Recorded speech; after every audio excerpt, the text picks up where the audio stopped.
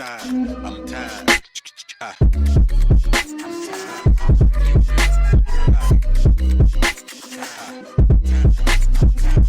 The Late Morning Program with Nam Ras Podcast.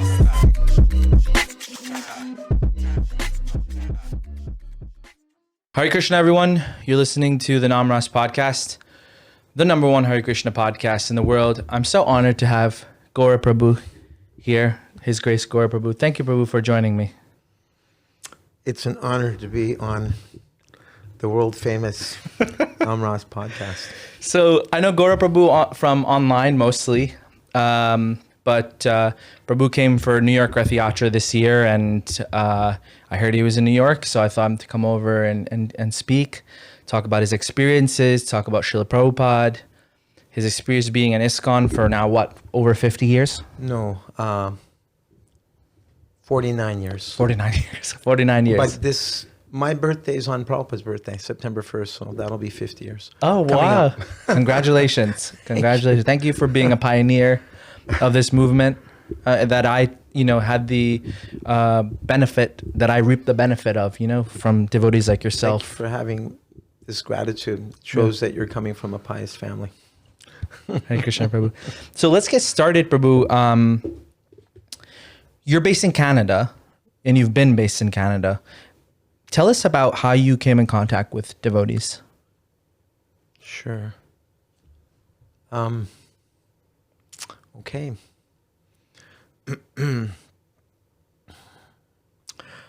I became a Beatlemaniac in 1964 when I was 10 years old. I had no idea I was signing up for the Magical Mystery Tour. And that my love of She Loves You, Yeah, Yeah, Yeah would lead to My Sweet Lord, Hare Krishna, and Elementary Penguin singing Hare Krishna. I was 13 when I heard those lyrics from John Lennon. And because I was such a huge fan, I had a set of Encyclopedia Britannica at home, so if I heard something I didn't understand, I would look it up, and it said that Krishna was the Hindu god of love, the god of the forest, and that really resonated with me. The god of the forest. Yeah, the god of love, the god of the forest. I really like that. Yeah. I've never heard that before. Yeah, it was one of my favorite memories as a child. My father only lived till I was 5 years old, but when he would take me into the forest, I remember smelling the birch trees and just being attracted to what I didn't know was the mode of goodness. So as soon as I heard that Krishna was the god of the forest, I can relate to that kind of god rather than this kind of mysterious old man with a beard and, either sending people onto a cloud or into hell forever. And that was kind of a foreign conception. But Krishna is all attractive. When I heard the god of the forest, the god of love, I'm coming, from the tail end of the love and peace hippie era. So that was attractive to me. So, I was 12 years old when I heard George Harrison singing on the second side of Sgt. Pepper's Lonely Hearts Club Band, which, according to Rolling Stone, is the greatest rock album of all time. And he was singing, "We were talking about the space between us all, and the people who hide themselves behind a wall of illusion, never see the truth, then they pass away, then it's far too late." Bum, bum, bum, da, da. Kind of a sad song, but very profound. I'm 12 years old listening with the headphones, and George is asking, are you one of them? One of those people behind the wall of illusion. And we could save the world with our love, if they only knew. So this sad seeds were being planted in my heart by my Vartma Pradarshika Guru, not knowing that this was going to bring me to Srila Prabhupada. And so I was a singer and a guitar player. I had my own blues band at the time. And I asked a friend of mine, Gary Preston. In high school, I wanted to be a recording engineer and or a cultural anthropologist. So when I would read about read books like Chariots of the Gods by Van Dyneken, it would describe that Sanskrit was found in the ancient ruins of the Incas. And that really, like, what's a language from ancient India doing in South America? And they told me, well, you want to be a recording engineer? Okay, well, you have to take 3 sciences, and one of them is biology, and you should go to this course. So I went, and the first day, the teacher said, we're going to have to chop some frogs. And I don't chop frogs. I won't do that, because they have to sing their song too. They croak, you know. And the teacher said, well, if you're not going to dissect the frogs, then you can't take biology, and which meant I couldn't be a recording engineer.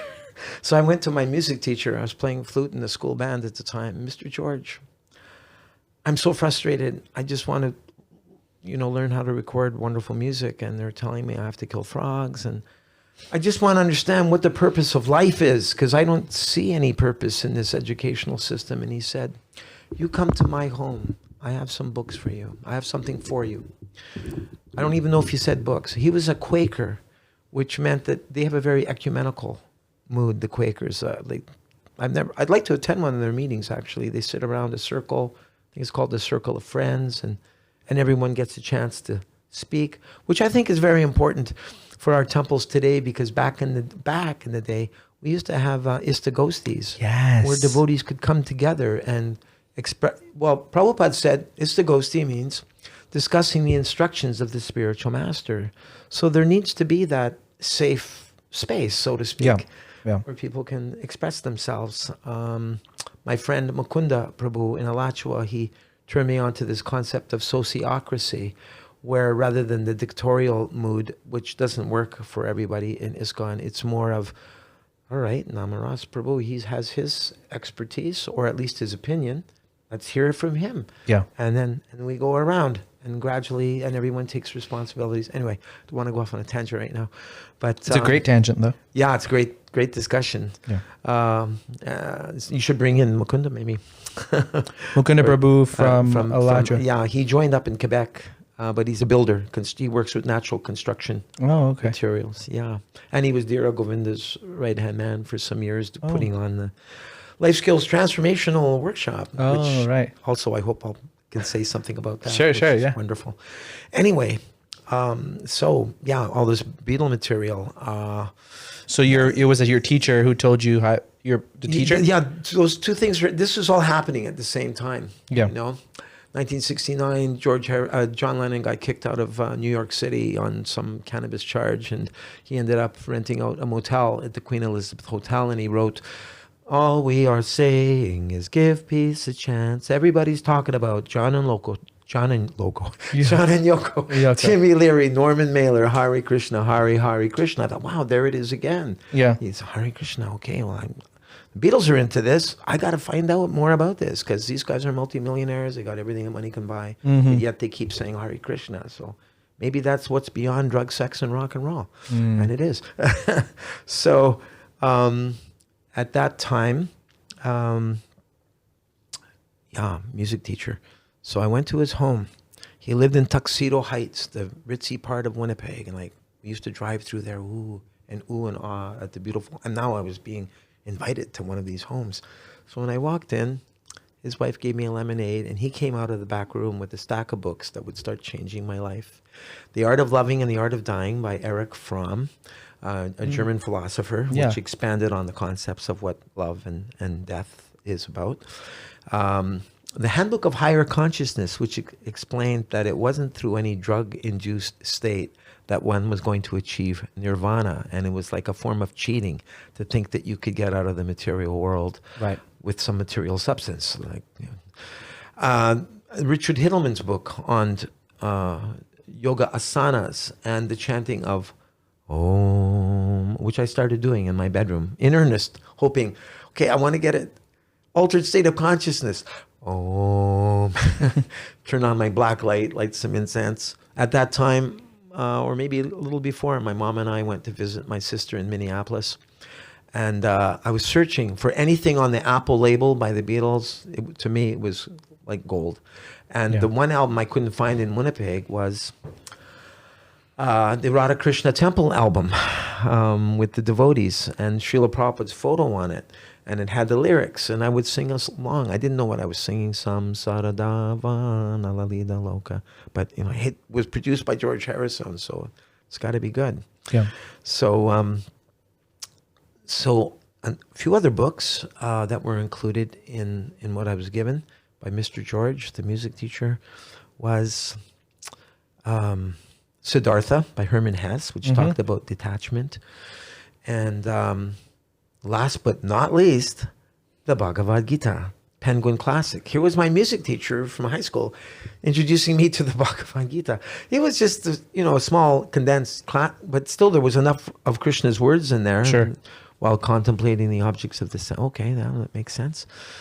And so, I was getting primed. I was playing baseball one day in the high school field across from my home. And I had this cute little Cocker Spaniel Beagle buddy of mine, puppy, doggy. And I gave my friend a bunch of balls to throw at me so I could improve my batting average. And I didn't know that Homer, my Cocker Spaniel Beagle, was just behind me. And when I went to swing the bat, bam, I hit Homer in the head. And that just traumatized me. And he ran to my mom's house, yelp, yelp, yelp. And I chased after him. And there was Homer under the kitchen table shaking. And I'm so sorry I did that to Homer. I apologize to him. But I'm just telling the story because it gave me that slap of reality that animals suffer when you impact them. What to speak of forcing 100 billion animals through slaughterhouses every year. So I'm making this point just to say that I realized early on that to try to be a spiritual person, you cannot be supporting slaughterhouses. Right. Whether you're a Christian or whoever you fancy yourself to be. Yeah. Like I ask people sometimes, what part of thou shalt not kill don't you get? Yeah. Of course, Prabhupada said we're not vegetarians, we're not non-vegetarians, we're Krishnatarians, we're Sodomarians. It's all about whether you've offered it to Krishna or not. So at that time, I asked my buddy, Gary Preston, who do you think of all the gurus that are on the scene right now, Maharishi Mahesh Yogi, Sri Chinmoy, this one, that one, who do you think's like the real deal? Who's the no-frill Swami? Who's got the goods? And he pointed to a very grave-looking photo of Prabhupada on his wall, and black and white photo from BTG or something. And he said, Bhaktivedanta Swami Prabhupada, I've taken a course in theology at the University of Toronto. I would say that, he's the greatest scholar and practitioner. So he was like another Vartma Pradarshaka Guru or Shiksha Guru for me, guiding me. There's so many guides along the way that we have gratitude for. So that stuck with me. And I was coming home from work, just finishing a gig at the Westminster Bar down the street. I was 20 years old. And I had my Al Capone fedora on, part of my blues musician persona. And there was this very unusual looking, almost like an alien, standing on my street corner. Wasn't a sound to be heard. It was 2 or 3 in the morning. And he was standing very still, very straight. He was tall to begin with, probably 6 foot. And he had this little bag, and he was standing.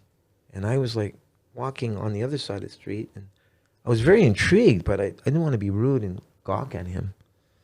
So I was walking, but did this guy just get off a spaceship or?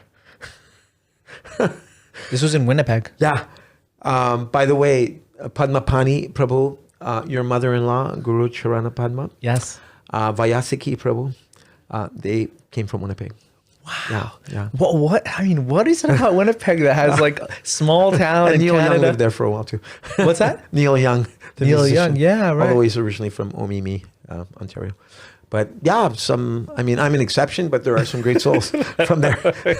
Your humility. So you saw this devotee at 2 a.m. just chanting on the street. Yeah. And okay, whatever.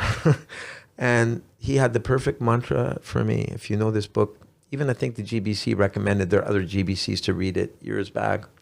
How to Win Friends and Influence People by Dale Carnegie. The concept being, if you start talking to someone about their passion, then you establish a rapport. Right. There's psychology. Yeah. Right. It's just like I started asking you about your microphone, and but I have a sincere interest. Yeah, But yeah. it's a whole world, right? Right. You can get into it. Totally. So he said to me, "What kind of axe are you playing?" And it threw me for a loop because he looked like he was from another planet, Yeah. but he was talking like a cool An axe. Yeah, the guitar. inner circle musician. Because not Yeah. even regular rock and roll lovers, they'd say, "Oh, what kind of guitar do you play?" And he said, "What kind of axe are you playing, man?" And I'm like, an alien hip guy, Yeah. And I said, "It's an Epiphone Riviera. It looks a lot like George Harrison's Epiphone Casino, and Keith Richards plays one." And I brought it across the street, and because I was proud of my guitar.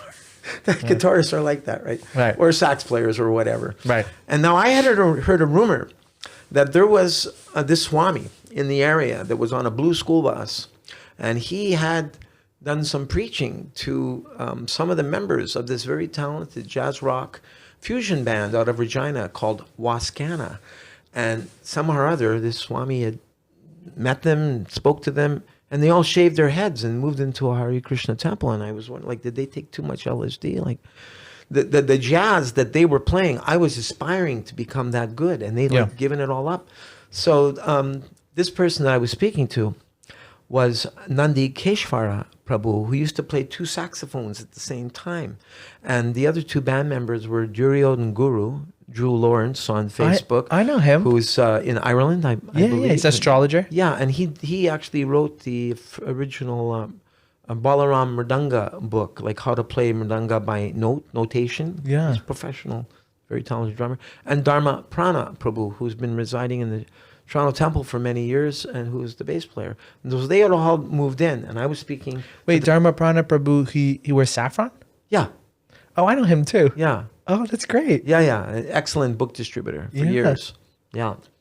And so I was meeting the sax player, and he said, and so I was telling him that this guitar that I had was very similar to the kind that George Harrison played. He said, "Oh, do you know that George Harrison's into Hare Krishna?" I said, "Oh yeah, I got the Radha Krishna Temple album. All things must pass, Hare Krishna, my sweet Lord, the art of dying. Hear me, Lord. By chanting the names of the Lord, you'll be free. The Lord is awaiting on us all to awaken and see." And so I was meeting the disciples of Srila Prabhupada, like, wow, but I didn't quite know that yet. The pieces of the puzzle were coming together. And he said, "Listen, we have a Sunday love feast here every weekend. Why don't you come to the Sunday love feast? And, we do some chanting, mantra meditation." I said, "Yeah, I would love to." So I showed up that Sunday, and as I was walking up the stairs, I smelled strawberry fields, spiritual sky incense mixed with ghee for the first time. Like, wow. Like chaunces and stuff, right? Yeah, but more of the sweetness of the ghee. And, Right. Yeah, I don't think it was quite chaunch time at that, but there was some in the air. Yeah. And so I felt, so my senses were getting engaged, even though that ghee might have been boga, but still, Right. I'll assume that the incense was offered. And so I walked in, and no one was quite there to greet me, because I guess they were busy cooking or whatever. And I stuck my head around the corner to see what was in the main room or living room. And there was a whole bunch of flowers on the altar. And I thought I saw a couple of sunflower faces, which was Sri Sri Gauranitai, behind all the flowers. And so like the flowers really attracted my mind. And then the devotees started coming out. Okay, it's time for the kirtan. And at that point, I was kind of a musicologist, because I a self-proclaimed musicologist. I'd worked in a record store, Opus 69, and Campus Records, which was a record warehouse. I had like 800 record albums by the time I was like 18 or 19 years old. I was just a musicaholic. Something by, I can't say almost everybody, but it was quite broad. And so I was going like from Rolling Stones to Muddy Waters to Robert Johnson to Blind Willie McTell in the cotton fields to African drum music. And so I was listening to that, trying to acquire a taste for African drum music. And they brought out the mridanga, and I thought, wow, that's just an authentic looking drum.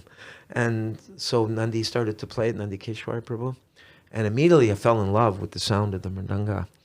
And normally I was the guy on stage playing the music for people to dance on the floor, but now Shishi Gornitai were, they were on the stage, so to speak, on the altar, and we were playing and singing for their pleasure. And I got into it like immediately. I started dancing and chanting.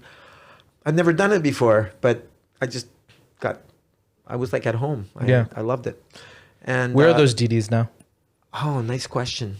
I heard that when Shivaram Das Brahmachari at that time took over the Winnipeg temple, I believe he brought them to Minneapolis. And maybe your mother-in-law would know whether or not they went to Chicago. I heard some story that because I think they were paper mache deities. Oh, yes. That maybe they fell apart or something and they were put in Lake... what is that lake down there in Chicago? Is it Superior or Michigan? Maybe Lake Michigan. Right. Oh, okay. But that's a good question. That's an interesting question. What happened to those deities? So, prasadam for the first time. What an amazing experience. First of all, it was very colorful. The blueberries floating in the mango orange whey nectar. That was like a psychedelic experience. I love this. And I love hearing about the prasadam. I wasn't on any drugs, at least not at that moment. Blueberry, mango, blueberries floating in orange mango whey nectar. Yeah. Oh my gosh. And then sweet rice, which used to have edible camphor in it. Yes. And if you ate that, it shot right up your nose. Like, wow, this is like a mind-blowing experience. This Hare Krishna food is like, it's another dimension. And, of course, curd sabji and pakoras and samosas and a couple of different chutney. I mean, we used to really go to town in those days. It was, I think it was like, I don't know, at least 8 to 10 course feast and malpura or mapoa, I think they pronounce it, mapoa. Well, the ISKCON Malpura is different than the Indian one. Okay. The Malpuras of the old ISKCON days are like donuts with yogurt on top. Strawberry yogurt. Yeah, strawberry yogurt or maple or whatever it was. Yeah. So the Malpuras, Yeah. And so it was, wow, a feast for the eyes. The deities were a feast for the eyes also. The incense, a feast for the nose. Hearing Bhagavad Gita philosophy, esoteric philosophy. A feast for the mind and intellect. My senses were just becoming captured, you know. Krishna's all attractive. And before I left, Nandi Keshwara Prabhu came with me to an original 1972 Bhagavad Gita, big thick Bhagavad Gita. You know, would you like a copy? And I think I only had $5 in my pocket. And I just gave it to him and went home, my mind completely spiritually blowing and thinking about the next time I wanted to come back. So I came back for a couple more Sundays because the temple was right on my street, but I guess they weren't zoned because there was no sign saying Hare Krishna. So it had to be kind of under radar. Yeah. So I came back a few more times and they said, hey, listen, we're going to meet Srila Prabhupada in Chicago in a week or two. Like, would you like to come? And I'm like, Chicago, Muddy Waters, Howlin' Wolf, B.B. King, and Bhaktivedanta Swami Prabhupada, and Hound Dog Taylor, and Buddy Guy. So our band wasn't gigging a lot at that time for whatever reason. Things had slowed down, and I said to them, "Hey, do you mind if I go with these Krishnas? Like they're offering me a free ride to Chicago, and I'm interested in. Yeah, we know you're into meditation and yoga. Okay." So, I got into the, of course, Volkswagen van and 13-hour drive to Chicago. And I remember I had an urge to want to light up a cigarette because I was still smoking at that time. Prabhupada made fun of it. I was smoking cool cigarettes, but there's, you're breathing in fire. Breathing in fire and saying cool, make your brain cool. I love that class. Yeah, that's a great one. And so you're surrounded, I guess, I don't know how many devotees were in there, Vyapaka and Shukra and Dharmaprana, Jariyodan Guru, Nandikeshwara, a few other devotees. And I thought, I'm trying to get this monkey off my back. I want to give up smoking, but I didn't quite have the strength to quit. But because I was surrounded by sadhus, that made it much, because I knew if I tried to lab, say, what are you doing? You're just in Maya, and you can't do that. And so I'm not someone to litter. Matter of fact, I'll go and pick up other people's litter. But in this case, I opened up the window and I flung my pack out. And immediately I felt a sense of empowerment, like, wow, you can do this if you have good association. They were giving me strength that I felt I was lacking. And you weren't like even a full-time devotee at all. You were just kind of interested. No, I just met devotees a couple of weeks before. Wow. Nandi Keshwar, when he gave me my Bhagavad Gita, he told me they were love beads. Because that's what the hippies called them back in those days, love beads. They wore a lot of beads. He said, you can just wear them. And if you ever feel in the mood, you can chant on them and use your thumb and middle finger and you roll and chant one mantra between. Wow. But you can wear them as love beads in the meantime. But if you feel you'd like to get that elevated consciousness, and just roll a bead, amazing, chant a mantra. He made it really easy for me. There was no heavying out or I'm not saying that's there's a place for that as well. Which would come a little later for me. But they didn't even lead with the 4 regulated principles or anything, did they? They were just saying chant and eat prasadam and kirtan. And be with us and read Bhagavad Gita. And So, okay, great. I'm going to go and meet. And they'd also told me that Srila Prabhupada had lived in John Lennon's house for 3 months. And George Harrison would come over like, wow, I'm going to go and meet the Beatles guru. I'll never meet the Beatles, but at least I can meet the one who inspired Instant Karma is going to get you. It's going to knock you off your feet. My sweet Lord, Hare Krishna, and Hear Me, Lord, and The Art of Dying, and so many great songs. So I was quite excited about this. And then when I arrived, I was walking by the back of Vishnu John Swami's Greyhound bus. And the back door was open for some reason. And I peered inside and I saw this beautifully painted bus like an ancient Indian temple. And I saw it way at the front of the bus. There was an ektar, that instrument on those Radha Damodar temple recordings. Yeah. And the tambura was there. And it looked so beautiful, like a sitar, but it wasn't. And the harmonium, I don't even know if I'd seen a harmonium yet. And I saw a mridanga. And I felt I was being pulled. I was pulled to get on that bus, but I was afraid. I know if you get on that bus, you may never be able to leave. So be careful. It's nice that you're attracted, but even my friends were telling me back in Winnipeg, Glenn, my secular name, it's nice that you're into meditation, but don't go overboard. You have to do it too much. Right. No, you got to try the mantra, man. It really works. It's another kind of buzz. It's a natural high. Like, okay, well, that's good. We'll stick with our reefer and our baby duck wine, but don't be careful. Don't absolute power corrupts. Absolute power corrupts, and absolute power corrupts absolutely. And they were like, they cared about me, and they were kind of planting some doubts. But anyway, what year? Tell us again. So what year this was? This was July 4th weekend, 1975. Right. And Prabhupada was coming to spend 11 days. In Chicago. Yeah. And so everyone was descending upon Chicago, including Vishnu John Swami and his... Yeah, and over 400 devotees were coming, and about 100 devotees were coming, I think, to get initiated. Wow. Yeah. 11 days, it's pretty long. Yeah, and I'm coming from maybe a 10, 12 devotee temple to Hare Krishna, Hare Krishna, Krishna, Hare Hare, just like a big beehive, intense. It was almost... Like all the time? Well, the Radha Damodar men were always walking around. And one of them saw me. My mom had given me a gold ring with sapphire in it. She was just a poor working mom, but she gave me that for my birthday. And when Radha Damodar boy came up to me and, hey, that's just a decoration on a dead body. What are you wearing a ring for? That ring belongs to Krishna. Radha Damodar, they need more jewelry. That ring is meant to glorify the Lord, not your dying body. Like, oh, okay. You gave it? Yeah. No, I don't think you're supposed to give used jewelry to the Lord, but I pacify my mind thinking, well, Krishna saw my intention. Totally. I don't know what he did with my sapphire. That's such an indication of the time, that brahmachari, he didn't even know you, and just came up to you to tell you something straight to your face, Yeah. That's so interesting. Yeah. I mean, he almost seemed like a thug, a transcendental thug. He was robbing me for Krishna. Yeah. So anyway, the whole temple was getting painted. The temple was the Emerson Street Temple in Evanston, a suburb of Chicago, a former YMCA. Mm-hmm. And that's where I would sleep at night, around the swimming pool, which amazingly, I never heard of anyone falling into the empty swimming pool.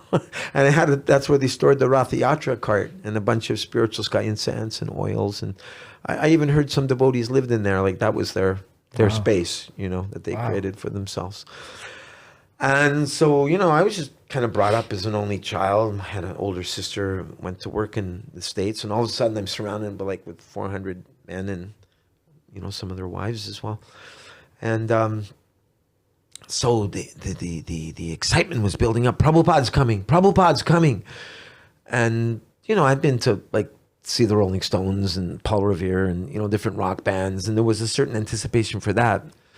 And I'm sorry, I'm not trying to compare Srila Prabhupada to a rock band, but I'm just... Yeah, no, I understand. Yeah. Yeah. You're putting into perspective what you had seen when... I understand what you're saying. Right, and so the whole temple was being painted white, and I remember that quote where Prabhupada saying, "It's very unusual. Every temple I visit, it smells like paint, fresh paint." Yeah. So everyone was trying to spruce up the temple, and then finally, okay, Prabhupada's going to be at O'Hare in 1 hour, and everyone was dashing to try to find a vehicle, and I just, I didn't want to miss out on the fun, right? So I got into someone's car or van, whatever it was. And we zoomed to O'Hare Krishna Airport, as Prabhupada requested Tripurari Swami to request the administrators. And he did. There. Yeah. But I don't think they went for it. Yeah, they didn't go for it. But later on, they did put up a big sign showing a devotee distributing a Bhagavad Gita. And I believe, I'm not sure, maybe it was in his robes. They weren't Krishna West yet. Right. And... and the sign said, everyone knows that the airport is the best place to get out your message. And they were using the devotees to advertise their signs that you should utilize their facilities. Okay. Yeah. And so... you made it to the airport. Prabhupada was supposed to come in either at Pan American, and so everyone went to that side. And there was a big rousing kirtan. I mean, maybe today we'd be locked up as terrorists or something because, airport terminal, it's quite a lot of reverb in there. Yeah. And, 2 or 3 or 4 or however many mridangas pounding away. Hare Krishna, Hare Krishna. And one thing I noticed is that the kirtan immediately polarized the pious stewardesses and pilots who were like, oh... this is different. This is, and from the ones that are like, who let these people in here? Right. The sour pusses, right? Yeah. And then it was announced that Prabhupada's flight was going to be coming in at the United terminal. So the whole kirtan of 400 devotees moved. Maybe it was Krishna's trick, just to spread the holy name, right? Mahaprabhu's trick. And so we went to the other side of the airport, and the kirtan was building up. So you walked there? Yeah. And the kirtan was building. And then finally the doors opened and in came Srila Prabhupada.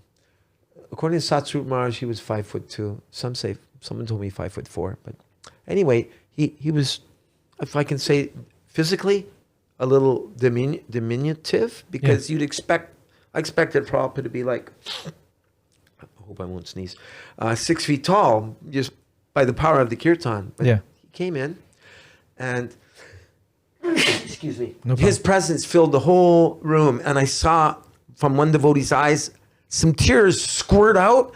He was smiling, and devotees were smiling, and they were crying at the same time. And I'd never seen such a, I don't want to say conflict of emotions, but a combination that was very unique. It was like a tsunami. It was like a wave of transcendental emotion coming out, like our Savior, Srila Prabhupada, he's arrived.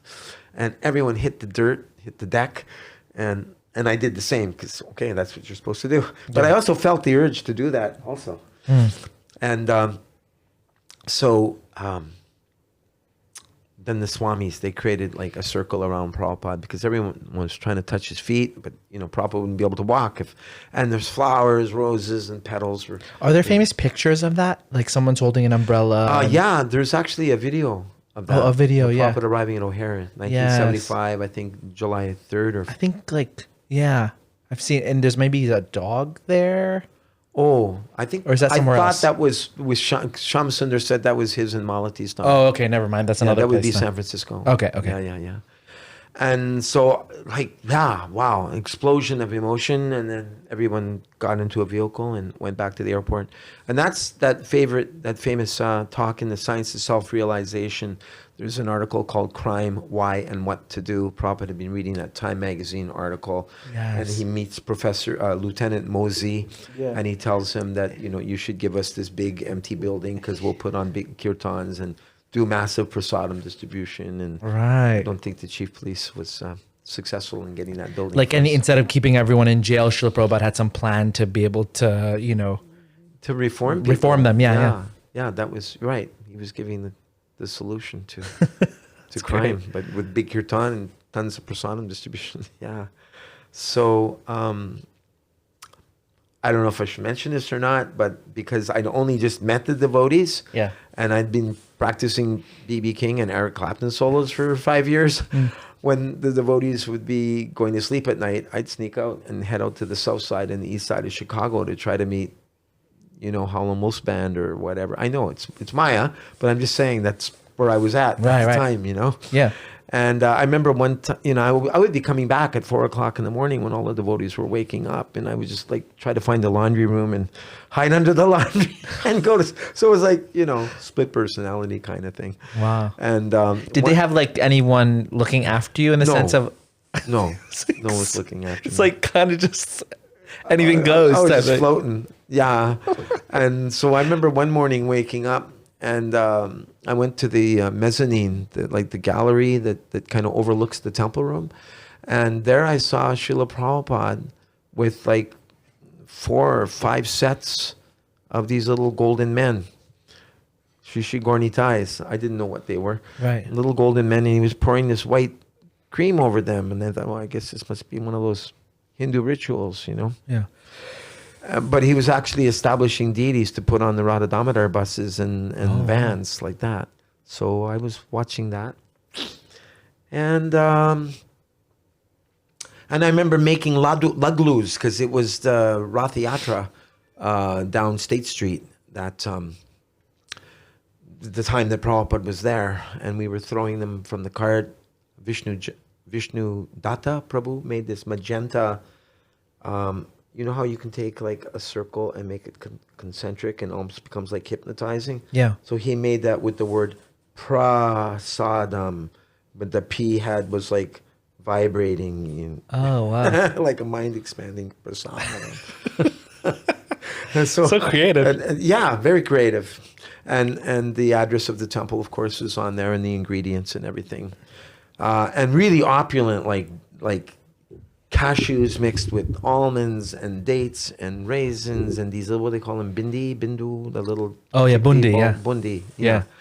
And and so then Prabhupada was gone, and I didn't move into the temple. I decided to not go back to Winnipeg because I got an offer to play with the Byther Smith blues band. I had my electric guitar with me, and he was a cousin of J.B. Lenoir, and John Mayall had written a song in honor of J.B. Lenoir, the cousin of this player that wanted me to play in his band. And so I went and I moved into his home, and we started practicing up the standards, the blues standards, and I started gigging around Chicago. And then I met another musician one night. He said, "Hey, how'd you like to be making a little more money and playing like a better venue?" I said, "What you got in mind?" He said, "I'm Jimmy Mays of the Jimmy Mays Mill Street Depot. I used to play with Jimi Hendrix, Aretha Franklin, Wilson Pickett." And dropped a bunch of big R&B names. And he said, I'll be dressed. You come by for an audition. So I auditioned with the bass player and the drummer. In the blues band, I was just doing like all backup guitar, and it was very simple. And I was sometimes even getting a little boring. But now I was like the guy that would be figuring out all of the songs. And I was a rhythm, I was a lead, and then just bass and drums and 2 girls singing, ladies, women. Yeah. And it was all black band. And I was the way I was a redneck in a soul band. I was getting down. I was getting down. That was my theme song. So, after doing enough of those gigs, I started thinking, I see the power of music, the influence in people's lives. And there must be something I can do with music that's, can serve a greater function than just providing the background sound for mating rituals and, people getting drunk and stoned and on the dance floor. And I didn't realize it was kirtan. I mean, I was thinking maybe gospel, and gospel is like a form of kirtan, I can say. And so I started visiting the temple again after like 4 or 5 months. I was going back with greater earnest, realizing that, wow, we're on our way to Nashville now. We're going to record a record. We got a year of Ramada ends and holiday ends. For musicians, to have steady work, that's good. It's an achievement. Yeah.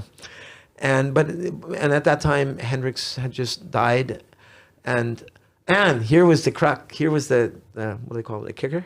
The kicker, yeah. Yeah, the drummer Jimmy Mays, who's accredited on the Cry of Love album of Jimi Hendrix. He said to me, I just went through the Detroit airport last weekend, and I met one of the Krishna guys, and I told him, I got a boy in my band. He's into Krishna, and he gave me this book to give you. And it was Antya Leela, Volume 5 of Chaitanya Mahaprabhu's Mahabhava Ecstasies. And like the topmost. Yeah. And the Reservoir of Pleasure, which I knew. And, and I was feeling sad that Jimmy had, died on his own intoxication. It was sad. And so I gave that book to our band leader, and I accepted the Antya Leela. And I was thinking, I think Krishna's calling me back. I did my 6 months of sojourn. Like a kid in a candy shop. I met Hubert Sumlin, the lead player for Howlin' Wolf. I played in the Buddy Guys blues band who influenced Jeff Beck, and on and on. Like dreams, or beyond my dreams, were being fulfilled. But I didn't want to smell like a cigarette at the end of every night, because I was chanting. At home, I was chanting some japa. I had a picture of Lord Chaitanya and Prabhupada. I had my Hare Krishna cookbook. I went out on the L train and I bought all the ingredients at the front of that oblong, the colorful one with Krishna and the Gopas, and I got all the ingredients. I started preparing prasadam at home and offering to the pictures. And then I go in the neighborhood. It was all Afro-American neighborhood. And, excuse me, ma'am, I cooked a little extra. Would you like? You better put some meat on your bone, boy. You can't just be eating the homebread and the greens. Yeah. I'm like, no, I don't eat meat anymore. Wow. And I thought, I feel like a duck out of water out here because I want to share prasadam. But back at the temple, everyone loves prasadam. I don't have to try to convince them.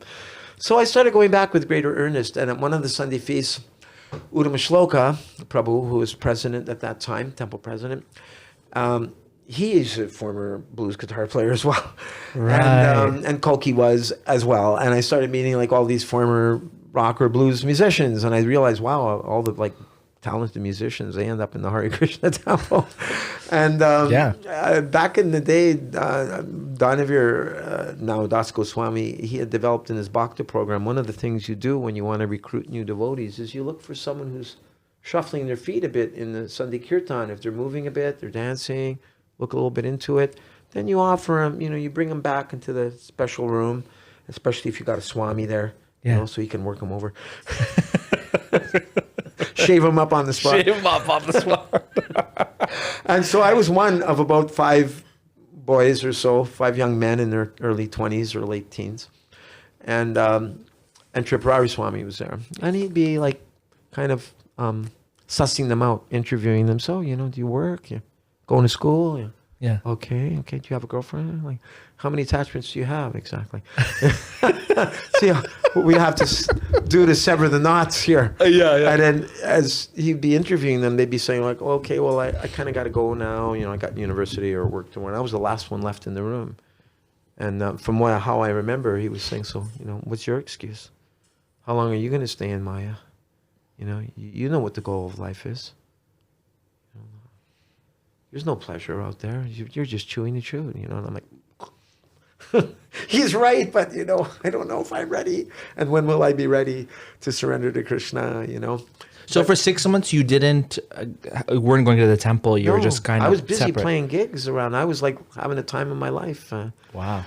Very superstitious writings on the wall.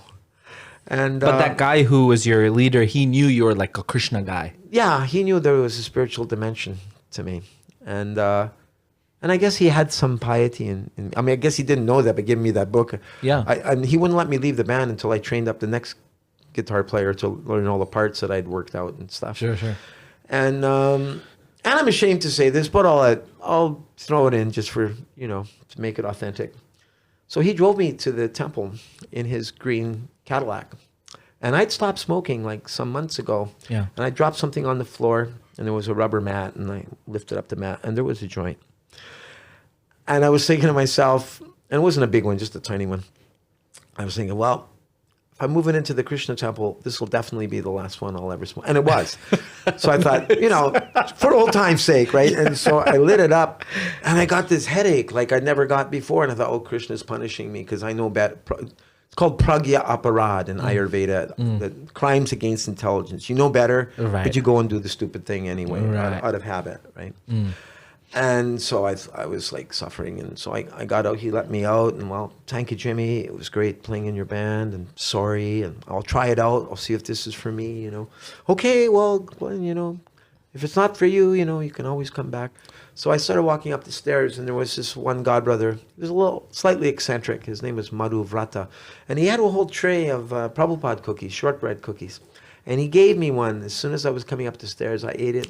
Headache disappeared. I go, wow, this Krishna food, this prasadam is really powerful stuff. So you decided to move in? Yeah, I had my suitcase. I moved in with my guitar. I'd already worked it out with Uddhama Shloka. He told me to come and move in.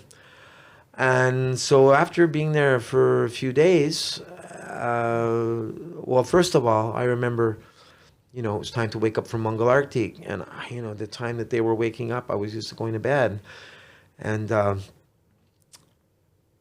Uddhama Shloka came in, and he was telling another new guy, hey, if you don't want to be, we're here to be brahmacharis, to practice. And Yeah. if you can't make the grade, you can go home and be a mamachari. You can stay with mama, and come on Sundays, But it's kind of like you're in the army now, you're not behind the plow, you got to follow the program. Yeah. And I didn't want to get up, but when I heard that, I felt intimidated. Okay, I better go. And it was ice cold water. It wasn't, I don't know if they shut the warm water off or what, but yeah, you couldn't stay in there. And there was 50 men waiting to take the shower. So you learn to take a really quick one, in and out. Yeah. And then, we start today with a party, mridangas and dancing and chanting. And Uddhama Shloka is, he's a professional musician. So, he sang very well. He played very well. And you had to be up to a certain standard to play the kartals. Not anybody could just pick up the kartals. What to speak of picking up the mridanga? But he told me, no, you're a musician. You can do that. Yeah. And the other devotees would say, hey, how come Bhakta Glenn is playing the kartals? And then I picked up the mridanga, and I stood behind him and played softly because I didn't want to throw things off. Yeah. And the people were like, hey, how come he's he's a professional musician. Just leave him alone. He's under my care. Wow. And then Are you in touch with him still? we were very close on Facebook for a period of time. Yeah. And so then what happened next? Oh, Vishnu Dutt was there, an amazing mridanga player who lived in Vrindavan for some time. He and Gopati was there. Gopati is one of the authors of the Feast cookbook with Kurma, Apurva. Oh, right. Yeah, and he was he learned from what's his name? Anand Maharaj, Anandas Brahmachari, who was Bhaktisiddhanta's personal cook. So we were having Really? recipes of that, yeah. And from India? yeah. Oh. Yeah, and Gopati had learned recipes from him. He'd gone to India and learned? Yeah, he lived there. Him and Vishnu Dutt, both. So we were having amazing Sunday feasts, stuffed red peppers with curried rice in it, and pakoras with kalanji seeds and molasses in that recipe, and Oh my God. amazing prasadam. And so, we're covering a lot of ground here. But actually we're not. I got a lot more I wanted to say. I'd also like to ask you, Yeah.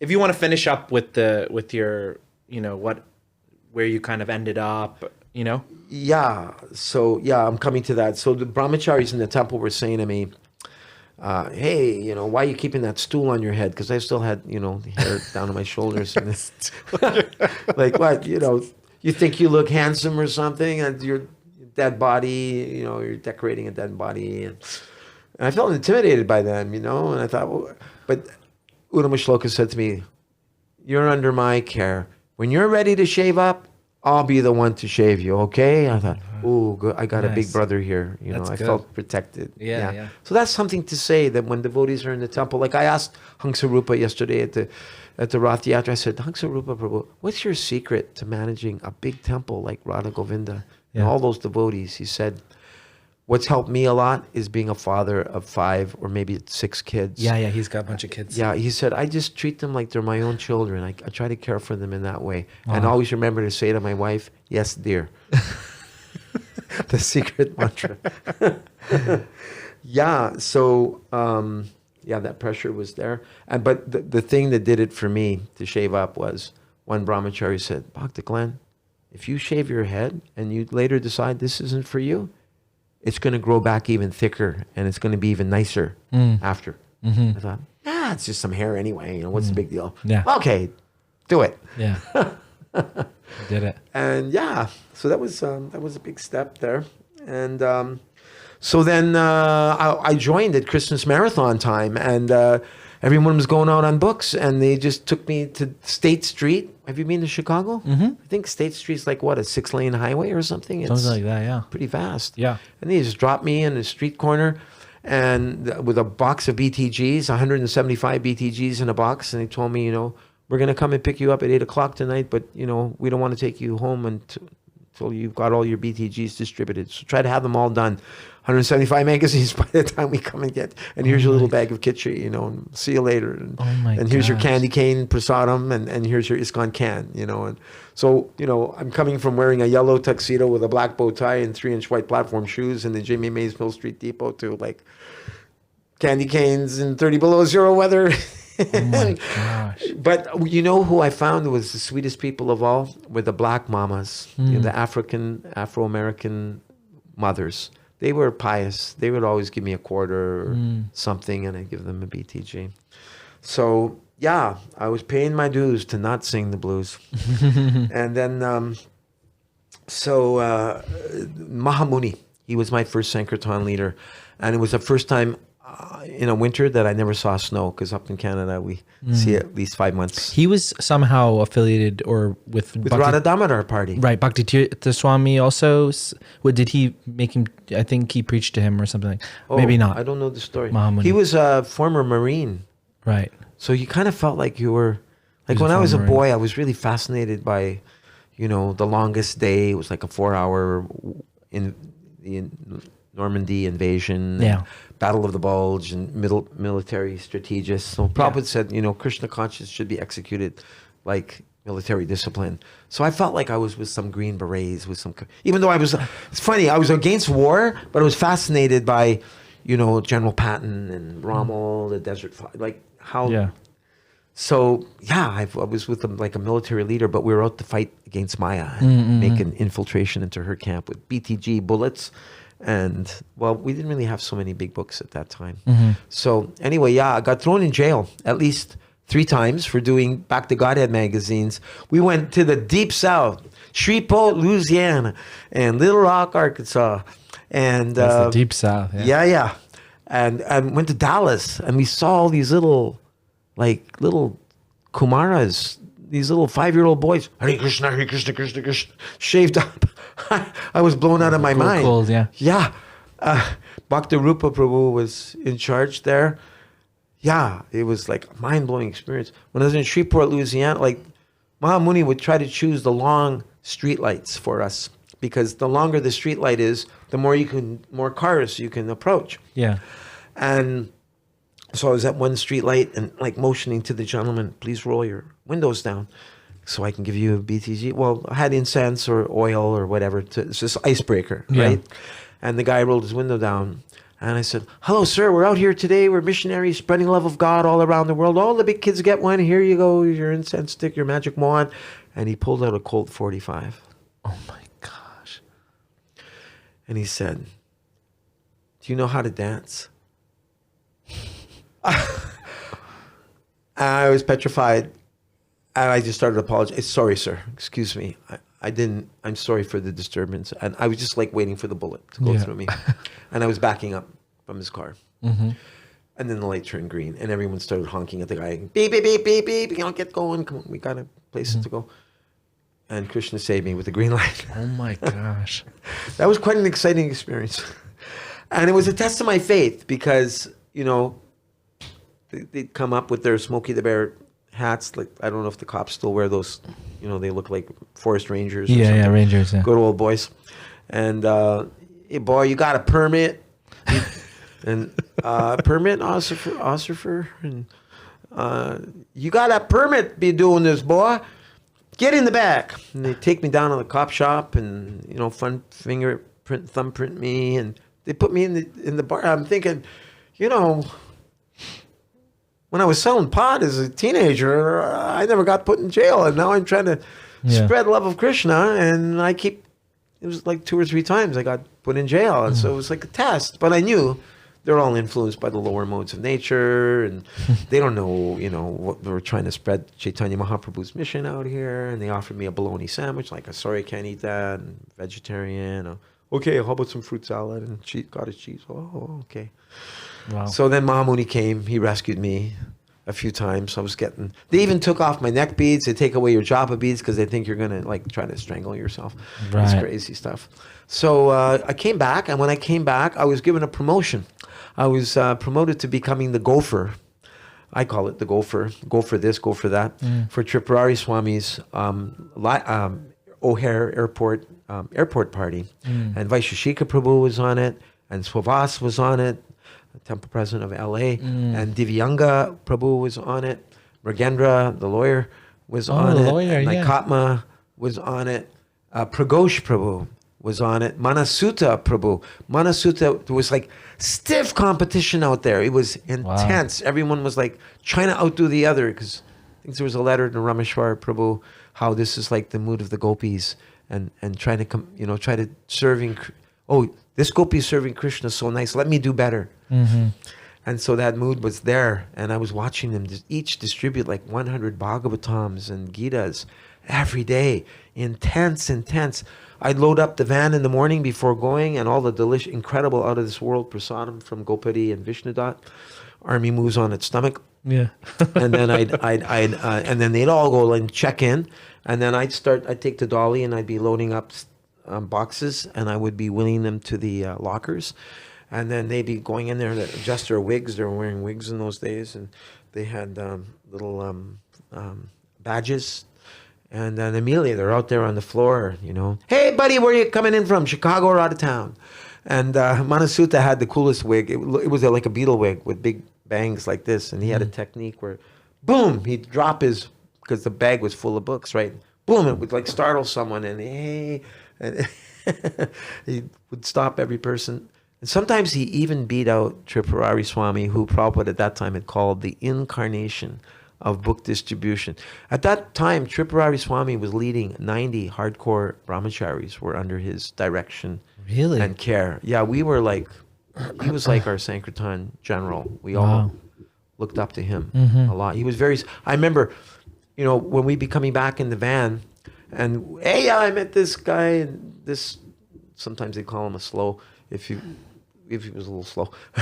And he gave $80 for, you know, so many books. And but Tripurari Swami would always be reading. He wouldn't be getting into all the jokes, and he was very, like, he was almost like grave. Like he almost hypnotized people. He was like so intense.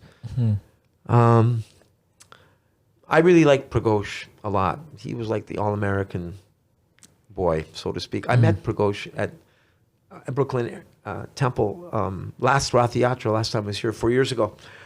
And he tapped me on the shoulder. I was talking to a couple of disciples of Danadhar Maharaj. And I turned around, and at first I didn't quite recognize him. And he said, "It's Pragosh." I said, "Oh, Pragosh." I said, "These are some disciples of Danadhar. So why didn't you tell them about, you know, some of the really nice people you met on Sankirtan?" I said, "Celebrity." And he said, "Oh, celebrities." I said, "Yeah, tell us a story, Sankirtan story, because Sankirtan stories are the best, right? Yeah, the best. Yeah. And so he said one time he was, I don't know if it was JFK or where it was, LAX, and he said he met Charlton Heston, the famous actor, in the airport, and he went up to him and he said, Mr. Heston, and he said, yes. He said, I just wanted to tell you, when I was a boy, my mom dressed me up in my Sunday best suit, and my sisters, I don't know if he has brothers, and we all went to see you in Ben-Hur at the motion picture theater. And Charlton Heston was like, oh, shucks, thanks a lot. And this Christian, one of these fanatical, wacko Christians came up and said, oh, don't listen to him. He's a Hare Krishna. He's brainwashed, and, he's going to do mind control on you. And Charlton Heston said, I don't remember inviting you. And just went away. Nice story. So, yeah, for me, Vaisheshika Prabhu, Pragosh Prabhu, Tripurari Swami, Manasuta, Divyangadis Prabhus, Jiva Goswami, Naikatma, Gopal Bhatta, all these godbrothers, they became my new heroes. Mm-hmm. They replaced B.B. King, Mick Jagger, Eric Clapton, because they were talking to those people and stopping them on the floor and giving them Prabhupada's books and changing their lives. And I would have still been like in awe of them because of my conditioning, and they were actually bringing them to another standard. Some people say that maybe book distribution is not the best way to approach people these days. What would you say about that? Well, I'd have to understand the context in which they would make that be. Meaning to be as maybe forceful is the wrong word, but like as forward as they were back in those days, just like approaching someone and giving them the straight Bhagavad Gita, and maybe someone would say that's not the way to do it now. Some people say it still is. I'm wondering what you think about it. I would say maybe for that person, it may not be. Right. But when I see videos of Mahotsaha Das Brahmachari and his crew, which I visited last Krishna year, life, I'm like, I want to crawl under a rock. Like, I just want to take the dust from his feet. I'm just like, You went to go visit them? Yeah. In Atlanta? Yeah, the previous Sankirtan festival, not this year's, but the previous. Okay. Oh, nice. And they asked me to lead Kirtan Harinam on the street. Yeah. As Vaisheshika Prabhu says, Harinam, Sankirtan, and book distribution go very well together. So Bhaktivedanta Swami was with us, and nice. And Adikarta Prabhu was there, and he asked me to initially lead some Kirtan because we had met at the Rainbow Gathering once before. And I'd love to tell a Rainbow Gathering story. Maybe can fit that in. Sure. It's coming up. Yeah. And in an hour and a half, they distributed over 300 books, including 3 sets of Bhagavatams on the street. I mean, I don't have any reference point for that. Mm-hmm. It's unbelievable. And no, I would never. I would feel I would be blaspheming book distribution to say it's not the way. Although I do remember Jagadish, when he was Maharaj years back, he said, maybe we can find some other ways of distributing. But like, I understand the point, because the idea is book distribution sometimes maybe equated with accosting people. Right. And I remember Jagadish Maharaj at that time said, our Prabhupada's books are like jewels. Like, if you go to a jewelry shop, someone doesn't have to like shake you down and convince you to, like, he said, why they not should come and kind of look. Make a nice presentation on a book yeah. table. So Ganapati Swami, if you can ever, I hope you could get him one. I'd love to meet him. I've heard so much about him, but I've actually never met him. He never comes to this area. Yeah, he's a legend in his own time. And he still goes to the Grand Canyon. He sets up his table. Right. And he's still, he must be 70 something by now. I don't know. Wow. But yeah, he's still doing it. And, probably a little more laid back approach, but his consciousness is razor sharp. It's intense. But the approach is, he's got the table there, and I guess he's still, I haven't seen exactly how he's doing it, but probably just flagging people down, and probably his mystic powers. But no, book distribution should never be stopped. But I think it's great to find the novel ways. Vaisheshika Prabhu, before he became minister of Sankirtan, he was, I don't know exactly what his label was, but he's an innovator for book distribution, always finding the ways and the means. I think this idea of Mahotsaha Prabhu, how they package Saptarishi and the Bhakti set. Yeah, it's pretty that cool. Is so, yeah, this is wonderful. I mean, he's broken his world records. Oh, yeah, he's continuing to break records. Yeah. And he doesn't even depend on a Sankirtan newsletter to report it. They don't even report his scores. Yeah. Of course, that's a whole other story. Anyway, so I was out there with Tripurari Swami, and then I was with Mahamuni Prabhu. He'd taken us to Memphis, to Elvis Presley land. Well, he didn't take us directly to Elvis Presley land, but he took me to a Kroger's parking lot. And it was slow, and you wanted to have some results to report at the end of the day. And as strict brahmacharis, we wouldn't even approach a single woman. It was like only you approach a woman if he's accompanied by a male. Right. But in this case, like almost nobody was coming out of the store. And this one like 70, 80-year-old lady came out, and I thought, I don't think it's a big deal if I go approach, an 80-year-old lady. So I started walking up to her. I said, "Excuse me, ma'am." And she went, "Ah!" And she jumped in her car and she zoomed out of the parking lot. Like, she scared me, right? I didn't even like yell at her. I just said, "Excuse me, ma'am." Yeah. "Excuse me, ma'am." And then within 15 minutes, cruiser car came into the parking lot. I thought, oh no. So I ducked down behind the car because I'm a Canadian citizen at that time in America. And he was driving real slow to the park. Often I've relived that part. Like, maybe I should have gone into the food store. Anyway, I ducked down, but finally they cornered me. Okay, spread eagle, and he started frisking me. Where's your ID? And all I had was a Canadian social insurance number. And they said, "You're not even from America, boy. You come down to the station with us. We're going to book you." Thumbprinted me again, and they were making fun of my shika on the way. I was a little nervous, just 21, and I was singing the Nrsingadev prayers because I didn't know what they were going to do to me in the jail, right? Yeah. Although I had visited a few by that time. And "We caught you spreading love of God. You're busted." No, they didn't quite say that, but so they took me in and they said, "You got 48 hours to get out of the country or you're under arrest." And so Mahamuni showed up. And he said, the closest city we are is Toronto. So he gave me a ticket to Toronto, and I took that.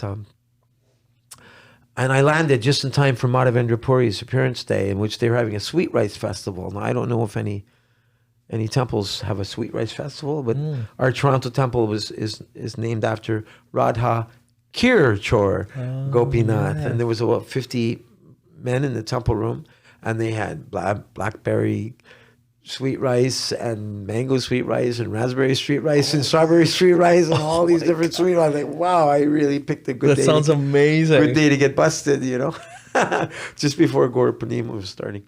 So I started meeting all these godbrothers I'd never met before, Chakanath and Divyananda and Krishna Katha and Vishwakarma Prabhu. And and so one other godbrother named Bhudev was returning back to Winnipeg, which was meant driving through Wawa, Ontario, and way up in Lake Superior in February in an unheated Volkswagen van, because we would sell candles at Christmas time, because we have like 5 months of frozen weather in Canada. So we got into this habit of selling candles that would raise enough to help us get through the lean months. Yeah. And so he was making a candle delivery. So I went with him in the van, praying that the van wouldn't break down, because you're in the middle of nowhere up there.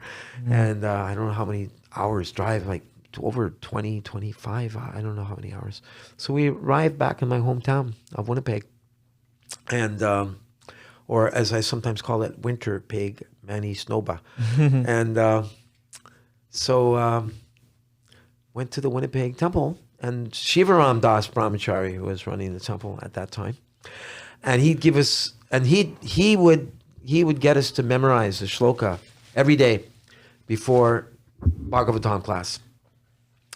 And I still remember learning Yogi Namapi Sarvesham Matgatinan Taratmana Sharavan Bhajate Yomang Same Yuktatamo Mataha. And of all yogis, one who is devoted with me with transcendental loving faith is considered by me to be the highest. It's interesting with shlokas, because you can connect shlokas with different places that you were or services you were doing.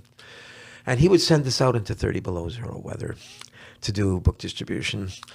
And in order to give a book to someone, I have to take the gloves off my hand, but my fingers would start cracking and bleeding. So I was sort of like feeling like I was in the mood of Jesus, because the blood would coming off my fingers onto, I'd have to wipe the blood off the Bhagavad Gita. Sorry for being so dramatic here. I'd have to go into the pharmacy to warm up every 10 minutes, because I think I did like permanent frost damage to my fingers, because they feels like millions of pins are being stuck in as soon as it starts getting cold outside. But I thought, okay, this is what I'm supposed to do.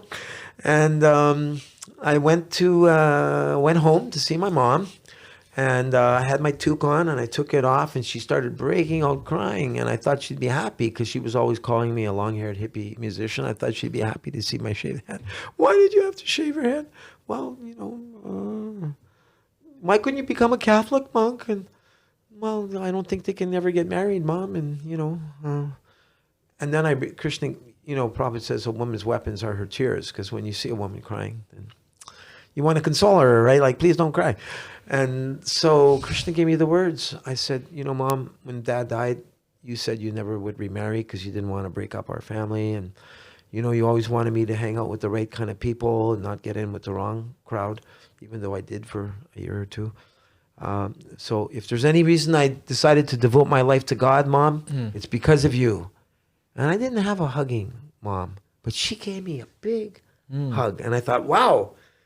And what I realized is every parent, all they want to hear is just a little gratitude from their child, that thank you for the sacrifice that you made for me. And I sold my record collection, my 800 record albums, to a friend. I had a big PA system, sound system. I brought that back for Sri Kishore Kishori in Chicago. And just at that time, Mangalananda had just released his, you're not that body, you're just a spirit soul. And Uttama Shloka played that album on this powerful sound system. And filled, I think he only did it one time, but cranked it up.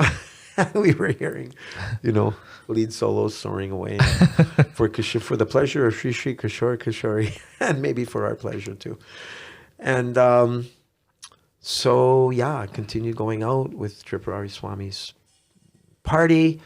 And then I was made in charge of the street party. And I took out some men myself to the parking lots. And then one day, Sri Pati Prabhu, who was the liaison for George Harrison and Bhaktivedanta Manor earlier on, was the vice president, and Uttama Shloka was president. They called me into a room. And I thought, oh, what have I done? They offered me a chair, and I thought, well, if I did anything wrong, maybe it's better if I sit on the floor. So they said, there's a Mataji that's coming from Ottawa, and she may want to get married to one of our book distributors here. And the Ottawa temple's kind of small, and we don't want to send any new bhaktas because they might bloop. And we can't send any Brahmins because, we need them on our altar. And we don't really want to send you either, but we have to send someone. And now, and what I missed out is my initiation day, which was June 15th, 1976. And so when so Uttama Shloka came to me and he said, how would you like to be initiated by Srila Prabhupada?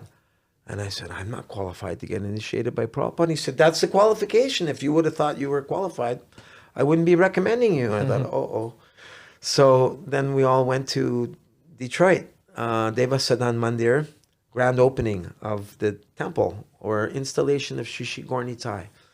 And it was really interesting because this, Carl Fisher, the owner of the Cadillac body, he had this ballroom, but he had it built in such a way that there were like 3 altars, like for the deities. This was built in 1927 at a cost of $3 million, so you can imagine, what it would be worth today, right? And so there I was in this amazing Swargaloka place. And so we were lining up for initiation in the temple room. Dristadumna was there, Swami, who had been trained by Vishnu Jan Swami. And Pradyumna Prabhu did the fire sacrifice, and Harisari Prabhu was there. And Pushta Krishna was given the proxy. Prabhupada told him, because Pushta Krishna told me, the Prabhupada told him, you choose the names. Right. And so so we were in the line, and as I was in the line, I can't now remember now if it was Dristadumna or Harisari, and he said to me, you can't go in front of Srila Prabhupada with your sika untied. And if you actually, I never heard of this before, but if you read the Archana Padati, it says you're supposed to, I think, undo your sika at night and tie it every morning. Yeah, I've heard that, yeah. Yeah. And so I was like I was already really nervous. I'm coming in front of Prabhupada, and then I'm being told with 4 or 5 boys in front of me, tie your sika up. Like, I thought I'm going to offend Prabhupada by coming with and my sika, I don't know, for whatever reason, never really grew much. So I tried tying it, and it stood straight up in the air. And so I came to Prabhupada with my sika standing on end, and he asked me, and I was going... It's standing up right now. Oh, excuse me. Thank you. That's the second time. Right. And I said, and I was going through my mind, no illicit sex, no gambling, no meeting, no intoxication, because I thought I was just going to freeze in front of Prabhupada. I was so nervous. Yeah. And so finally I came up. And as I was standing there in front of Prabhupada, and he's asking me, so what are the regulative principles? How many rounds will you chant? I felt like in these comic books, Marvel comic books, they used to have these guys with these X-ray specs. Yeah. And it, like, you could see through things. Yeah. And I felt like Prabhupada was looking through me, like many, many lifetimes. That's how I was feeling. Yeah. And I felt embarrassed to even be standing, like, what am I doing? Like, Prabhupada shouldn't have to be looking at me. So I told him, what the principles were in the rounds, and he said, your name is Gauradas. And everyone went, Haribol. And I thought he said, your name is Gaudas. And I thought, well, I'd just been reading a Nectar of Instruction, and I thought, oh, that means servant of the senses. And I thought, well, that's a really humble name. Go through my life as, here comes the servant of the senses. Gaudas, right? Yeah, but I thought, but no, go also means cow, so maybe I'm the servant of the cows. Yeah. So I went to Pushta Krishna. I says, my name really Gaudas? He said, no, it's Gauradas. It's Prabhupada's accent you didn't catch. It's Gaura. It's the name of... I said, oh, that's Chaitanya Mahaprabhu. He said, yes, that's right. So then, after the initiation, just prior to this, Mahamuni, who had a Radha Damodar bus, now his own bus, he said to me, I got my own bus now, and if you want to join me, you can. But I'd heard from Uddhava Shloka, Prabhupada's not happy with the way boys are being poached. Yeah, and Prabhupada will not be happy with that. And so, but the Radha Damodar boys were preaching me, if you stay in the temple, you're just going to become a popped out grahasta. You're going to have to be chasing after, money to buy saris and diapers. And, it's like a fate worse than death. Like, why would you want to hang out with the grahastas for? Right. Brahmacharis are meant to be with the sannyasis. They're meant to be serving the swamis, and so I was, kind of mental about that. And so Satsarup Maharaj's library party would pass through Chicago sometimes, and they were a special entity unto themselves. The Ganesham, Bhaktivedanta Swami was on it, and Kalakanta, the president of Gainesville was on it, and Mahabudhi, Florida Vedic College was on it. Many that would come into their own great service to Prabhupada, and Satsarup Maharaj would make tests for them. And I liked that. He had that academic element, and I would ask for a copy of the test, and I would also try to do the tests too. And I was in great awe and reverence of them, because I was hearing how Ganesham Bhaktivedanta Swami would go into universities, and Tattvavit was on that party too, and sell complete sets of Bhagavatams and Chaitanya Charitamritas to these big professors. And I thought, wow, this is really revolutionizing book distribution, and to be with them, that would really be cool. And so then when I was in Detroit, I asked Satsarup Maharaj, Maharaj, may I join your party? And he said, what for? I said, I just want to surrender to Krishna. And he said, you can surrender to Krishna anywhere. You're from Chicago. You go back to Chicago, and when your temple president makes the arrangement for you, then you can know that this is authorized. And I thought, wow, Satsuru Maharaj could have had me. Yeah, but he didn't. No, and that my appreciation for him increased even more, that he wasn't going to poach me. Yeah. But he was traveling with this Catholic priest at the time who was known as Bhakta Eugene, and he even traveled in his Catholic black robes, and he ripped off all the money. He stole their Sankirtan collections. Really? Yeah, I was surprised to find that out. And I'm not trying to put down the Catholics, but I'm from a Catholic family. So now a new adventure was beginning. I thought, when they were offering me would you like to consider going to Ottawa? I thought, okay, this must be what Satsuru Maharaj was talking about, when Krishna makes the arrangement. Yeah. Then you will go. So I went, and I arrived at a small apartment. I thought, this is the Ottawa Temple, a small apartment. And I was told that they were in transition between before there was their Bezara Street Temple, and now they were going to move to Surville Road. But they were all out on Sankirtan. And I said, well, could I make some banana milk for them? And he said, yeah, sure. So I made the banana milk, and they had just made a new devotee, a new bhakta up in Sudbury, and his name was Bhakta Sylvester ISKCON.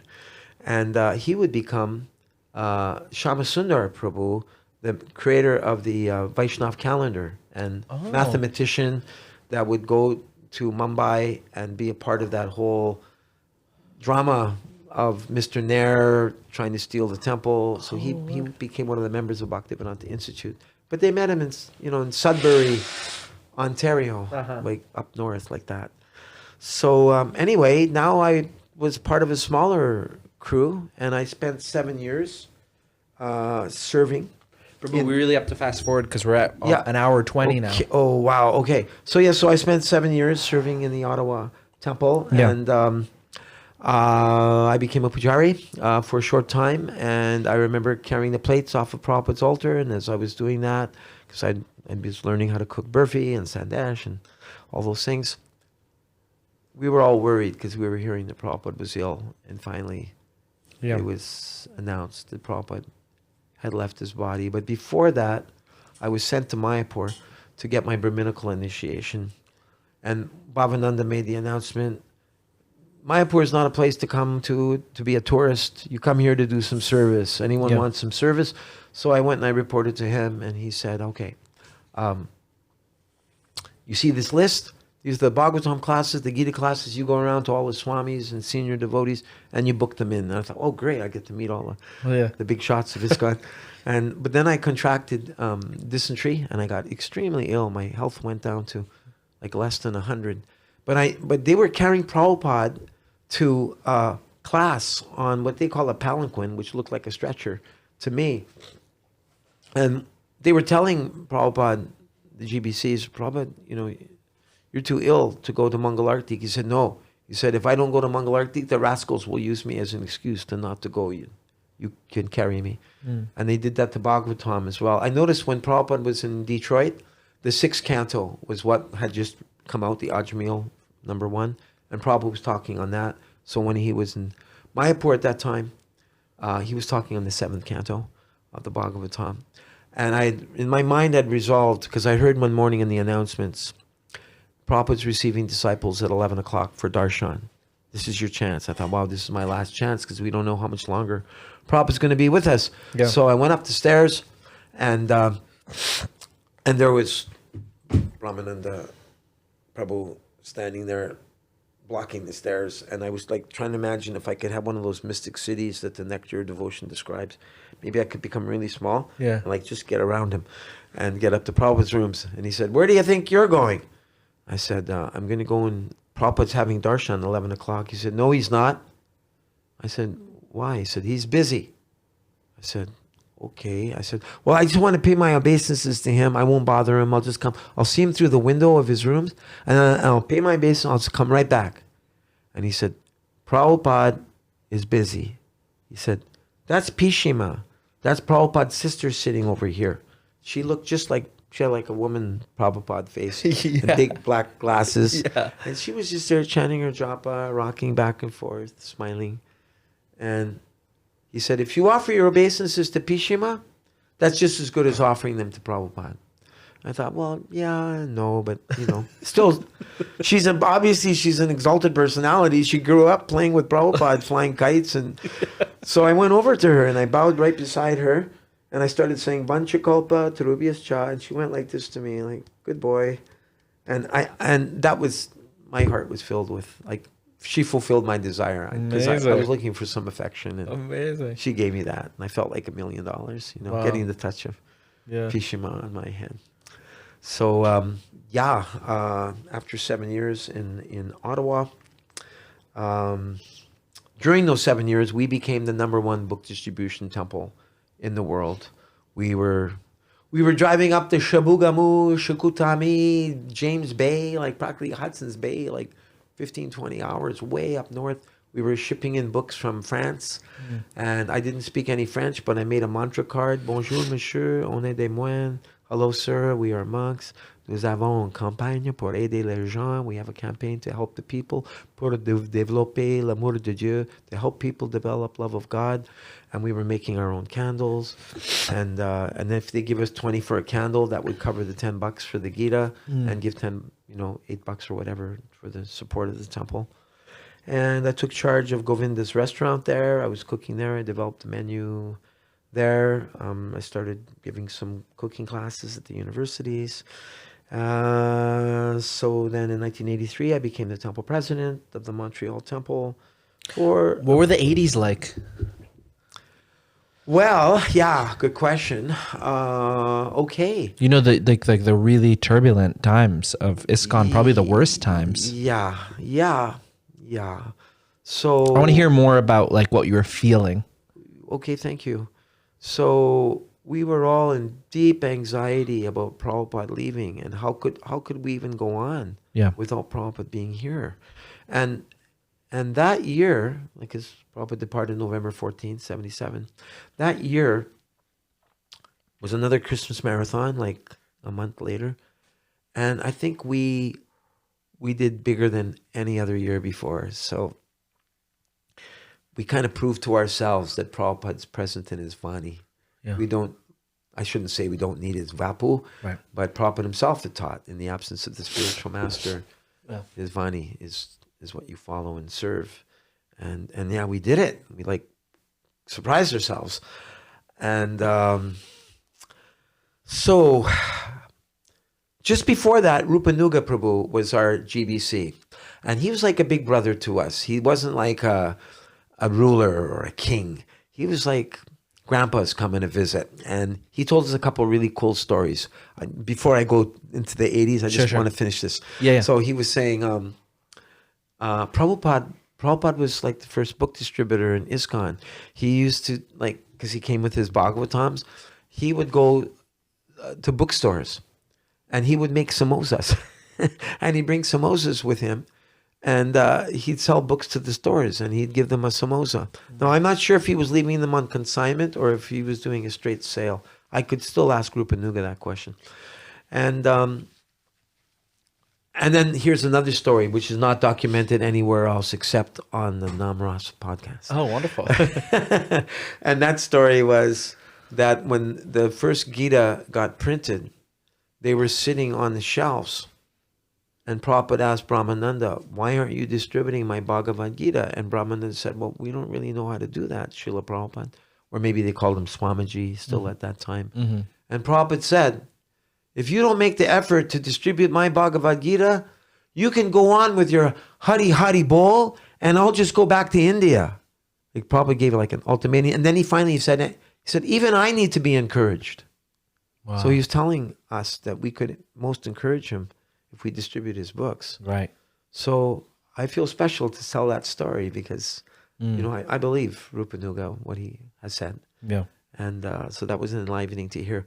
So then, the transition, the passing the torch, the changing of the guard, so to speak.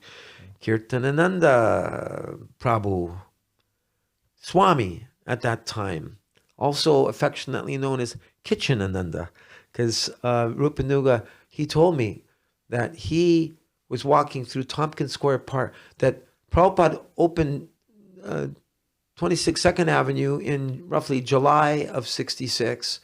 And Rupanuga was pushing his little son, Akendra, by Tompkins Square Park, and he saw Prabhupada standing under the tree or chanting, and he went to talk to Prabhupada. And he had a kid already? yeah. His child is the first child in ISKCON, Akendra. I don't know where he is today. It would be interesting to interview him. Maybe. Must be, Yeah, it must be. must be up there. Yeah. Yeah. And so Prabhupada initiated Rupanuga the same month in October. Met him and initiated him the same month. So why am I making reference to Rupanuga right now? You were going to go into the 80s and how Right. And so then Rupanuga got taken out as our GBC, and then Kirtanananda was brought in. Oh yes, because I asked Rupanuga, I said, was Prabhupada still cooking for the devotees when you joined in October? He said, no, Kirtanananda had learned all the recipes from Prabhupada. Yeah. He was doing all the cooking and Wow. serving out to everybody. So, yeah, I mean, we were all in awe and reverence of Kirtanananda at that time. And I don't know how soon the Srila Bhaktivedanta name came in, but it came in somewhere. And at some point, simultaneous Guru Puja also entered in, where we were told while worshiping Prabhupada, we have to also be worshiping Kirtanananda. And then soon... Because he was the zonal acharya of your zone. And there were some devotees that were getting initiated by Kirtanananda, and they didn't necessarily want to be. They wanted somebody else, but they were told, no, he's the guru of the zone. You have to accept it. So that was artificial.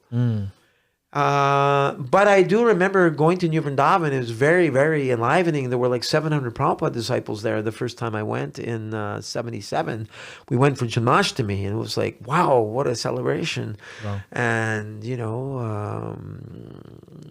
just meeting so many godbrothers and so many god sisters, and idyllic New Vrindavan, and we're taking over the world.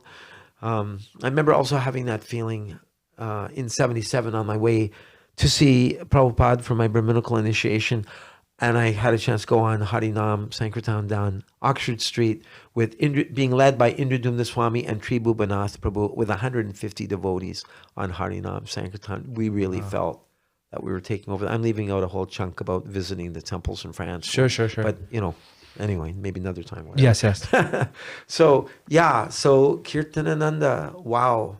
The 80s and how they were being, even though they were your god brothers, they were being worshipped, and you were meant to worship them. Whoever was there had to take initiation from them. And did you think anything was like shadier about that, or? Yeah, well, it was creating chaos, especially for older god brothers. They're like, hey, you're my god brother. I was sleeping in the sleeping bag, listening to you snore or fart or whatever, and all of a sudden overnight you become a Mahabhagavat, really, and we all have to sing your praises and jump for your cookies, and and if we didn't, we were envious. We were called envious, basically almost ostracized out of the community. It's like, it was bizarre. Wow.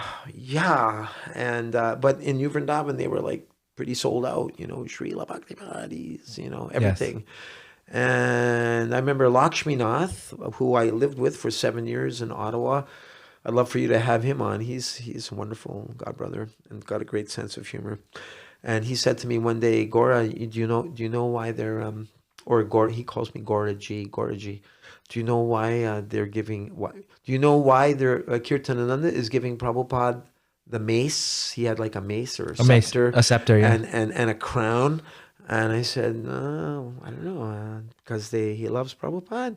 He said, no, because he's next in line, and he'll be getting. And sure enough, there's pictures of him holding the mace and the crown, and the successor of Prabhupada. I guess that's what it was meant to represent. So at the time you kind of just went along with it, but it was a little bit like, this is kind of weird, or you didn't think to like, oh, I want to get away from this, or I don't want to be a part of this anymore. Like some of your godbrothers did, right? They left ISKCON and didn't want to be a part of that. Yeah, because they had served with these, like soon after Kirtananda gave the sannyas order to Gopal Krishnadas Goswami. Well, first he was given sannyas, and very soon after he was given the title of Zonal Acharya GBC for Canada. Right. And, I feel awkward because recently he departed. And Yeah. I don't want to speak ill of anybody, but at the same time, I was watching how our tight Canadian zone started getting splintered up because those who were in positions of GBC zonal acharyas, they were stepping over the line in terms of like what Prabhupada had stated, that temple president, he has a lot of autonomy Yeah. at his, and he gets to call the shots unless he like goes off the deep end. Each temple is considered independent. Entity unto themselves. Yeah, Autonomous Prabhupada used. Autonomous, right? Yeah. But then, one of the zonal acharyas might come in and say, well, I've decided that I'm going to remove you as temple president and I'm going to put my own disciple, my own yes man in charge of that, because then he has more influence and control and do things the way he wants to. Right. And then, so I saw my dear godbrother Lakshminath. He was very able and equipped man, and we had no issue with him. And, like I remember one year, he was repairing the walk-in cooler, and Gopal Krishna Maharaj, he's very dedicated to book distribution. Yeah. And we give that to him, and taking that Lakshmi and building 7 temples in Delhi or however many he made. Sure. And Lakshminath was there fixing the walk-in cooler, because when we turned our temple into a Govinda's restaurant, a Govinda/temple, then so many new people there was so much life in the temple. But as soon as the walk-in cooler broke and the restaurant stopped for a week or whatever it was, the whole place became like a ghost town. And Gopal Krishna Maharaj saying, no, it's Christmas marathon, you must go out. And he was saying, no, I've got pressure on me from the city inspectors. They want this done, otherwise they're going to shut us down. So, there's no sin there, but it's just like everyone wants to serve Prabhupada with their own conviction. Sometimes there's a conflict of how we're going to do that exactly. Yeah. So, I was watching godbrothers being removed and other people being put in place of them, and I saw chaos. And one time I was in Montreal, and I went to visit Kirtanananda in his room there next to the temple, and he said, you know why this temple's having problems? And I said, no, why? He said, Guru Aparad. In other words, like they're offending me. And why was he in Montreal? Because he was the zonal acharya at that time. Oh, so he had a room in the temple, and right. But what would happen with New Vrindavan is like when the Pope was crossing in Canada and he would stop in Quebec City and Montreal and Toronto, they were having a Pope-a-thon. Right. And they made all these buttons with a picture of the Pope on it. And because there were huge crowds, our local devotees would try to go to some of these events, give a Pope button in a book. Yeah. But New Vrindavan would send like 50 people and completely like blow us out of the water where we could hardly even approach anybody, and it was just like, and any new devotees that we would make, they would automatically go to New Vrindavan. Oh. And, and I was following the Bhakti program to the T, following Dhanavir Das Goswami, who wasn't Maharaj at the time, Vipramukhya was not, and Rohini Nandan, those 3. Yeah. I remember going to Chaitanya College in 1980, and I saw 100 freshly shaved up bhaktas in there, and I was like blown away, even with all their spooky ancient photos there, not photos, but I've been there, Chaitanya College. Oh, okay, Yeah. And so, there was like a lot of confusion and, trying to make sense, like not wanting to offend the zonal acharyas, but at the same time, they were offending their own godbrothers. But we not everyone was willing to stand up to them. So I remember when Kirtanananda came to the Toronto temple and Lakshminath Prabhu was there, we got Kirtanananda in Prabhupada's quarters, and there was like, there's a word contingency of us, like a group of us. Contingency. And Lakshminath headed it up, and we told him, we don't want you as our GBC anymore. Wow. Yeah. He had the chutzpah. He had the, you know what? Yeah. and Kirtananda said, when I go to other temples, they give me garlands of $100 bills. When I come to Toronto, they give me a bowl of sour grapes.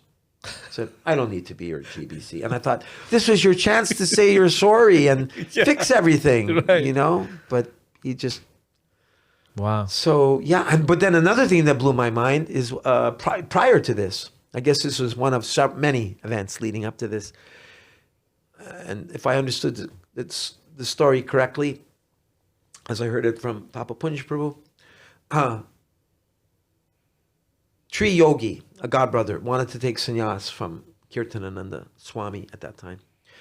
And Kirtananda said, well, okay, well, we have to figure out your preaching area and your, like, what are your plans? If I give you sannyas, what will you do? Yeah. And he got impatient.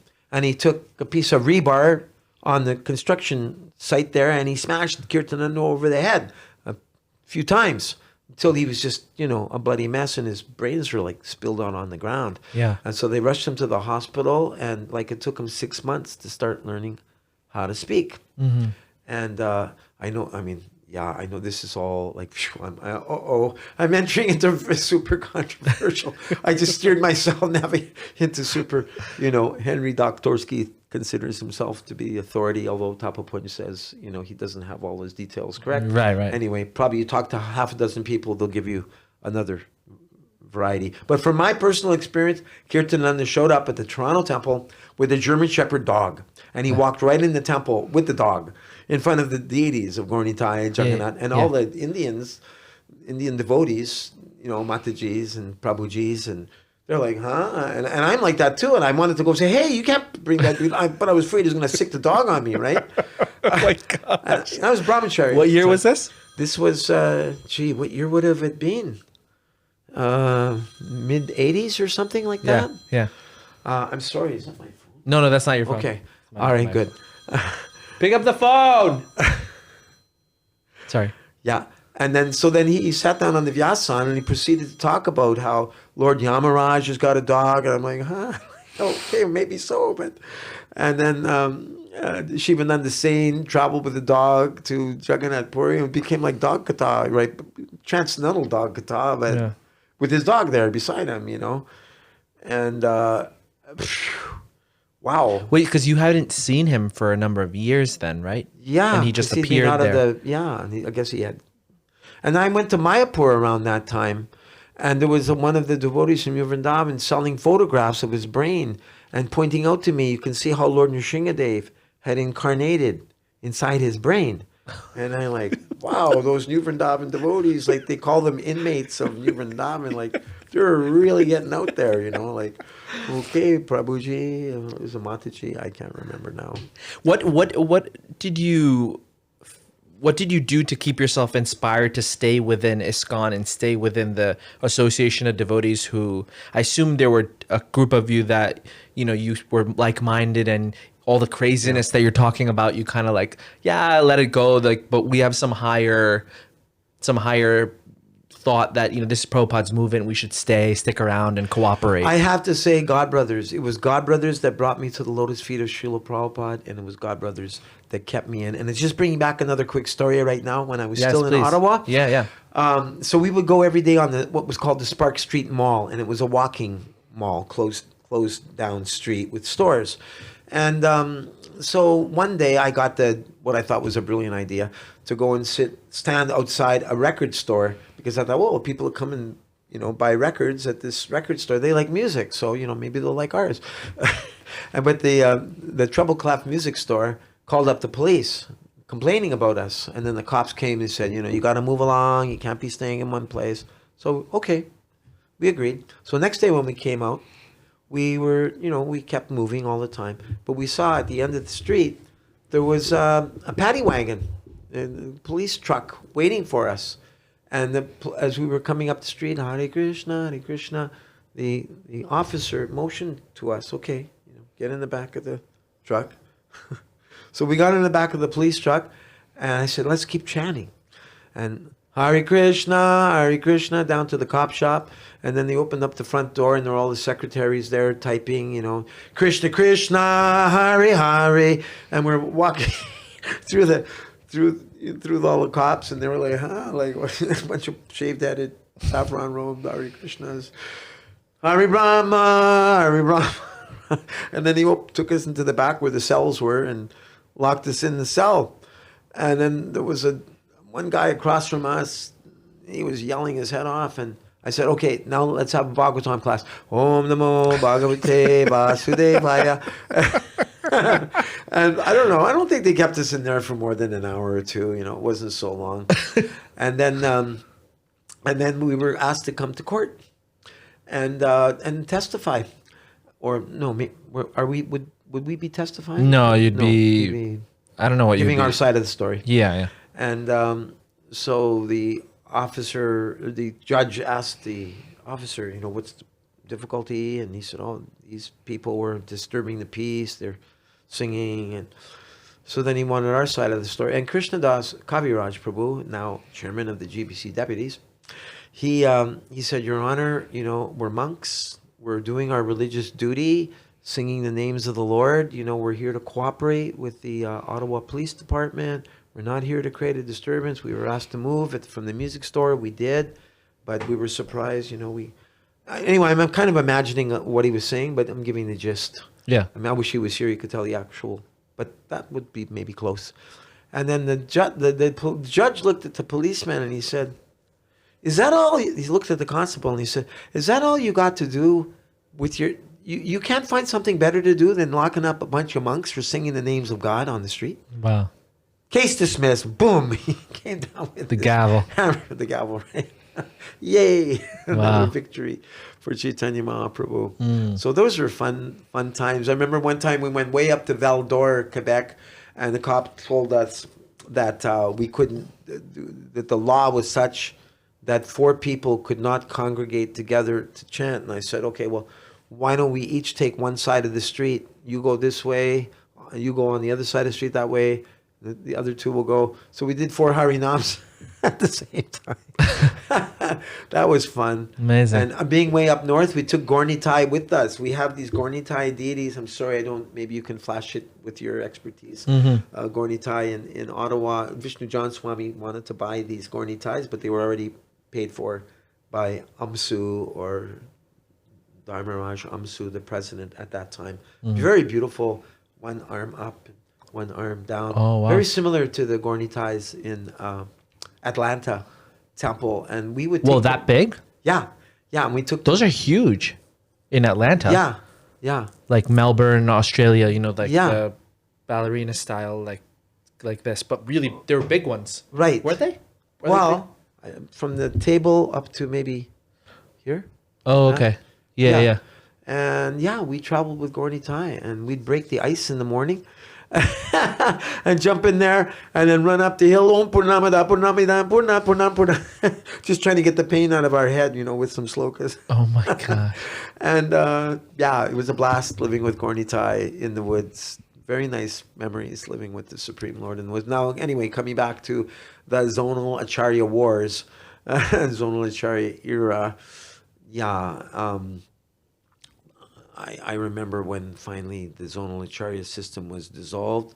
In the Montreal temple, there was one, Prabhupada's Vyasan was in the middle, and we had built one for Kirtanananda, the Zonal Acharya on one side, and then another asana for the visiting Zonal Acharya. And I remember Lakshminath coming with his sledgehammer and smashing them to bits, because we were so fried with, how they were overbearing and not respecting their god brothers. Because Krishnadas Kaviraj Goswami says Shiksha or Diksha Guru, they should be respected equally. Right. But from what we could see, the Diksha Gurus were not educating their disciples to honor. I mean, sometimes you hear today's Diksha Gurus say you should honor my god brothers or god sisters in the same respect that you give to me.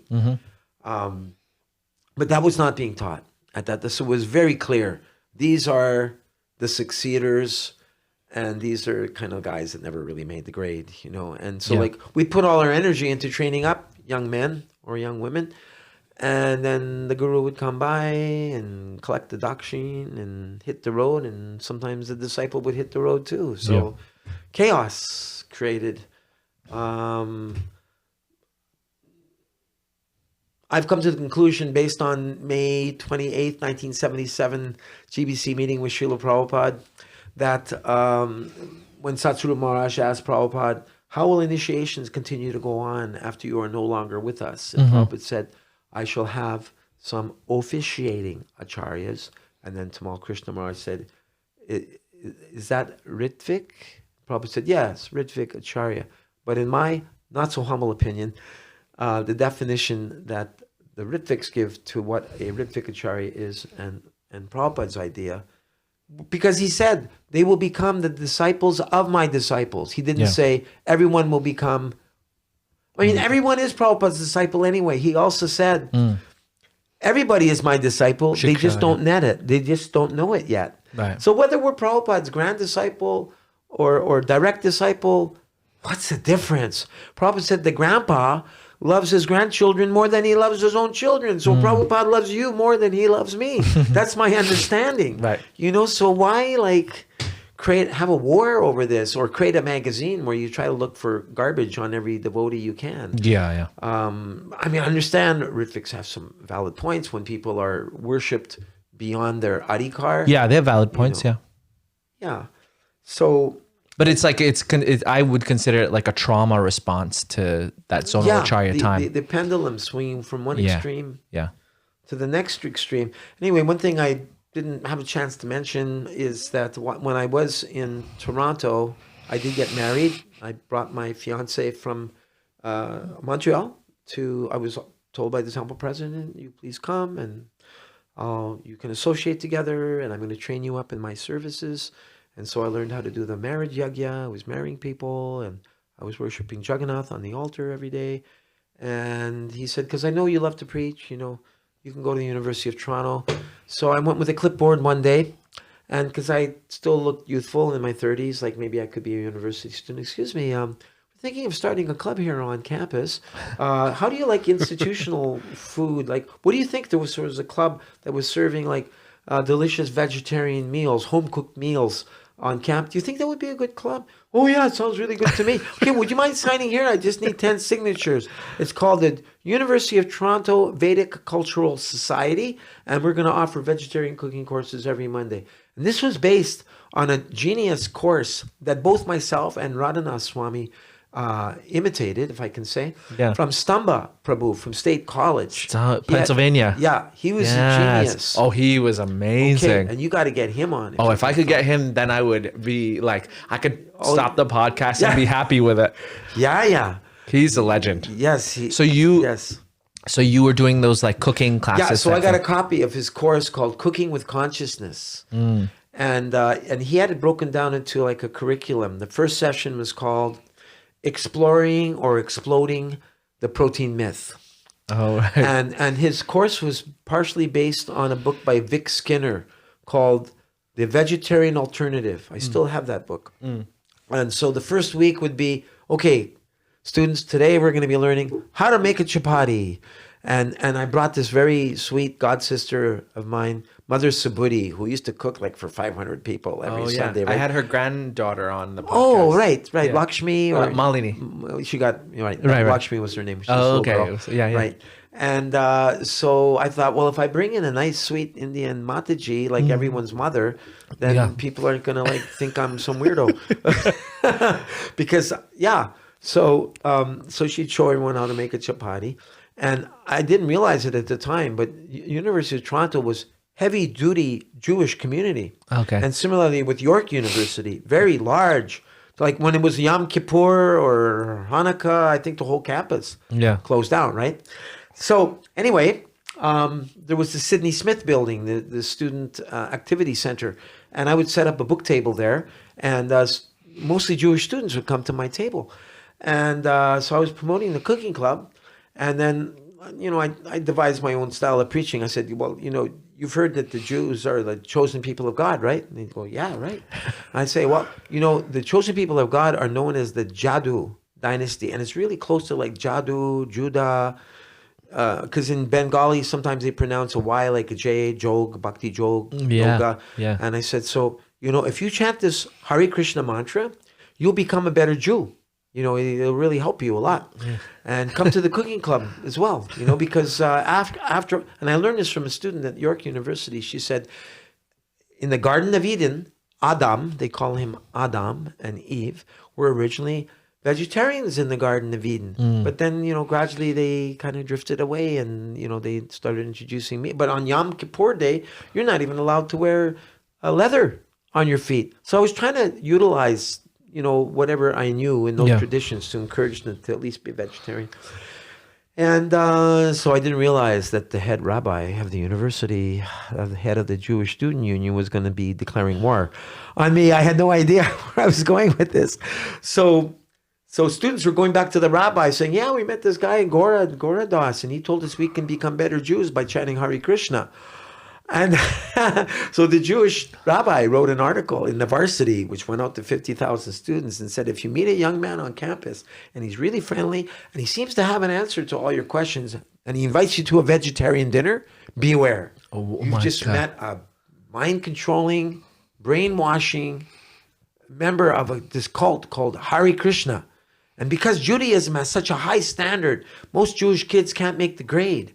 And so they fall prey to these, cheap cults. So, beware. And then I noticed after he wrote that article that the students were like, when I greet them and, oh, hi, my name's Gaura. We have a cooking. Oh, okay. Yeah, I heard about it. Yeah. See you later. And so I cooked up a bunch of cauliflower pakoras and I made a tamarind chutney. And I went to see the editor of the student newspaper. And I said, excuse me, but the rabbi was slandering me last week, and I was wondering if I could give a response. And he said, okay, well, we're not taking your side, but, we'll give you equal time. I said, okay, well, enjoy these cauliflower pakoras. Thanks a lot. And then so I wrote this article entitled, When the Persecuted Become the Persecutors. And I started off my article, we all have heard about the Holocaust and how millions of Jews were burnt and cooked and put in the gas chambers. You would think that the Jews would be the people who have the greatest empathy for all the suffering that they've been through. Yeah. Therefore, I find it to be a great paradox that the Rabbi Moshe Silverman, the head of the Jewish Student Union, has made such slanderous remarks about the Brahma Madhva Gaudiya Sampradaya. I said, I have a son.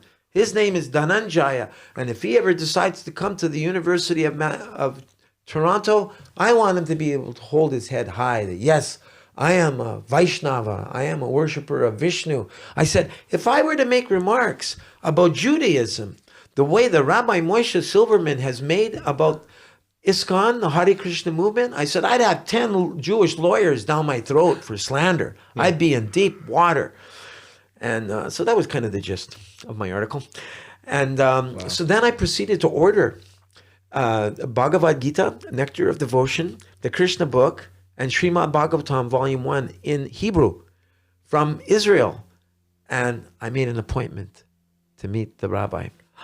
And there he was with his black hat and his black beard and what do they call it?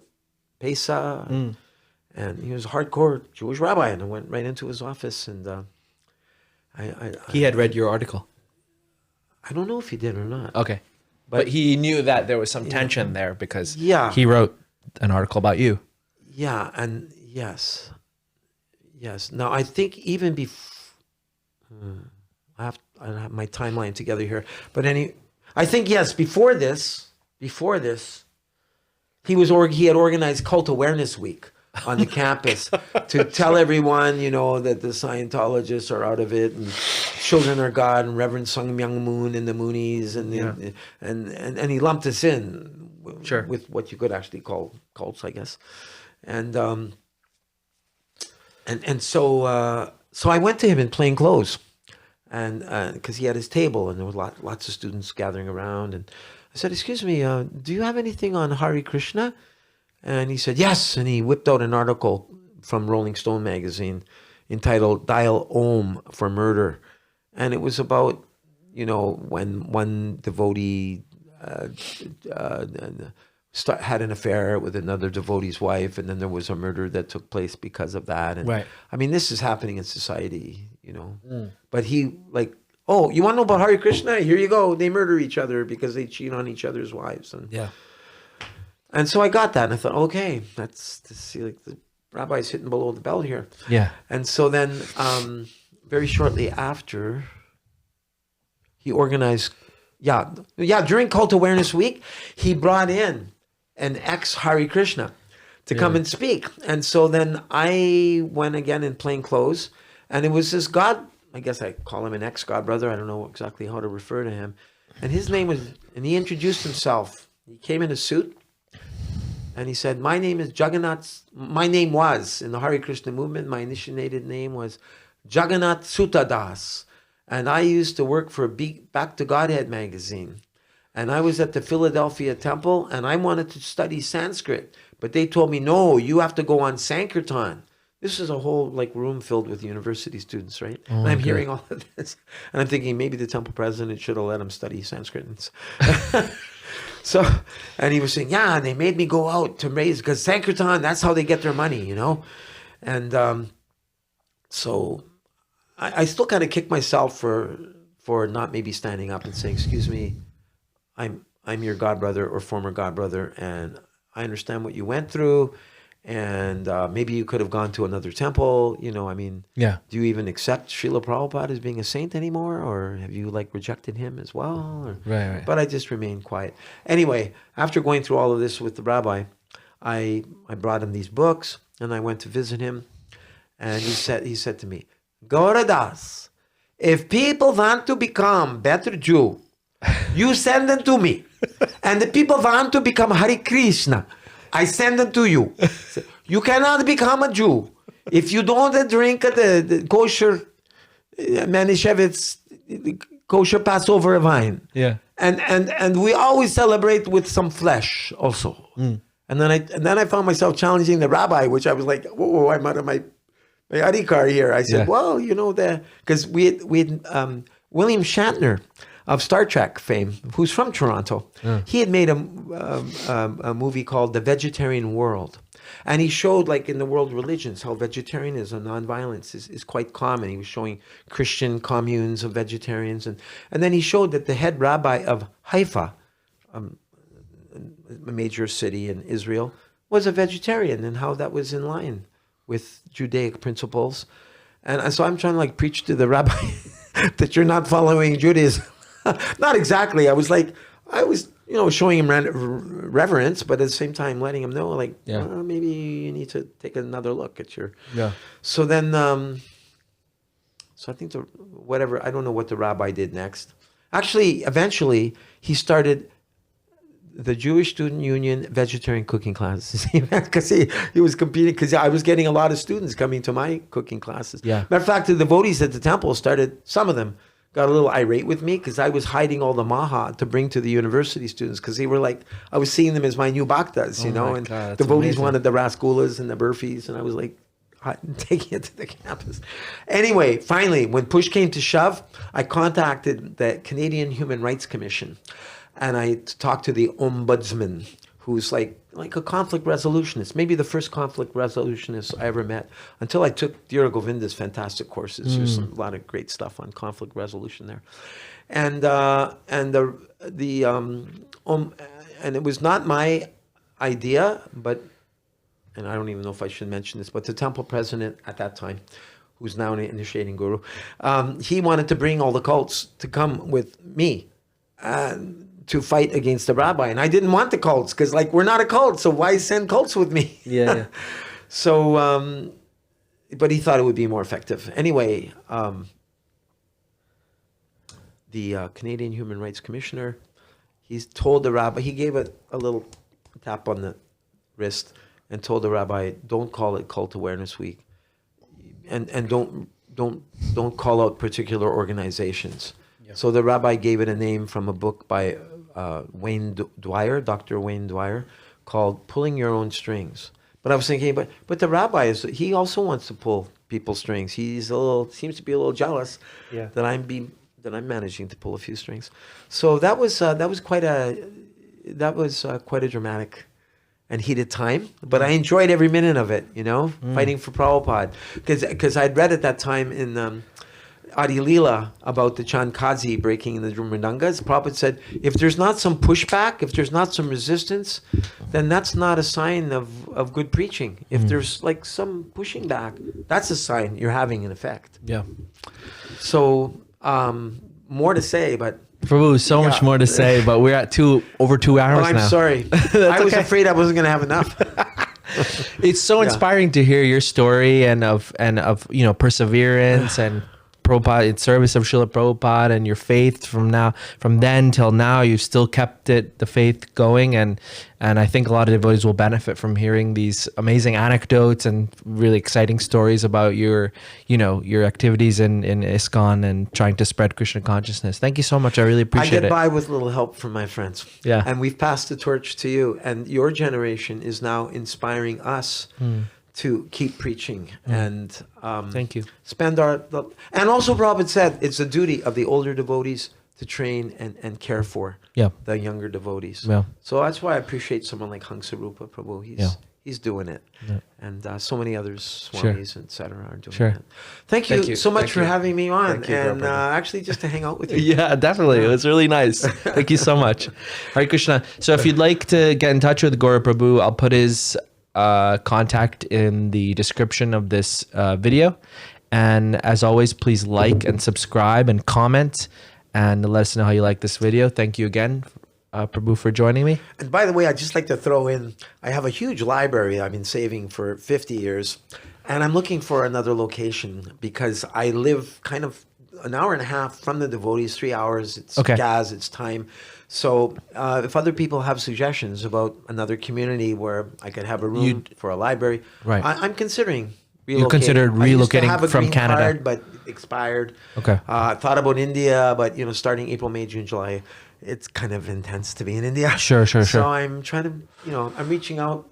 Yeah, if anyone wants to take Gaura Prabhu in, he can serve in the community and do different services. I'm a kirtanier. I'm also a cook. I'm a university college preacher. Yeah. Those are like three of my most favorite. I'm a PR guy. I didn't even mention it. I spent 12 years finding 953 Prabhupada disciples that I brought together on Facebook. And I tried to create a ministry for them, but for whatever reason the GBC they weren't interested in seeing a ministry of Srila Prabhupada's disciples. But I love bringing devotees together, and that's why I love your service, because that's what you do. Thank you. Thank you so much. So get in touch with Gaura Prabhu if you'd like to entertain that request of his. Thank you, everyone. Good night. Hare Krishna. Hare Krishna. Hare Krishna. All glories to Srila Prabhupada. Yeah. Well, that was fairly... Hare Krishna, Hare Krishna.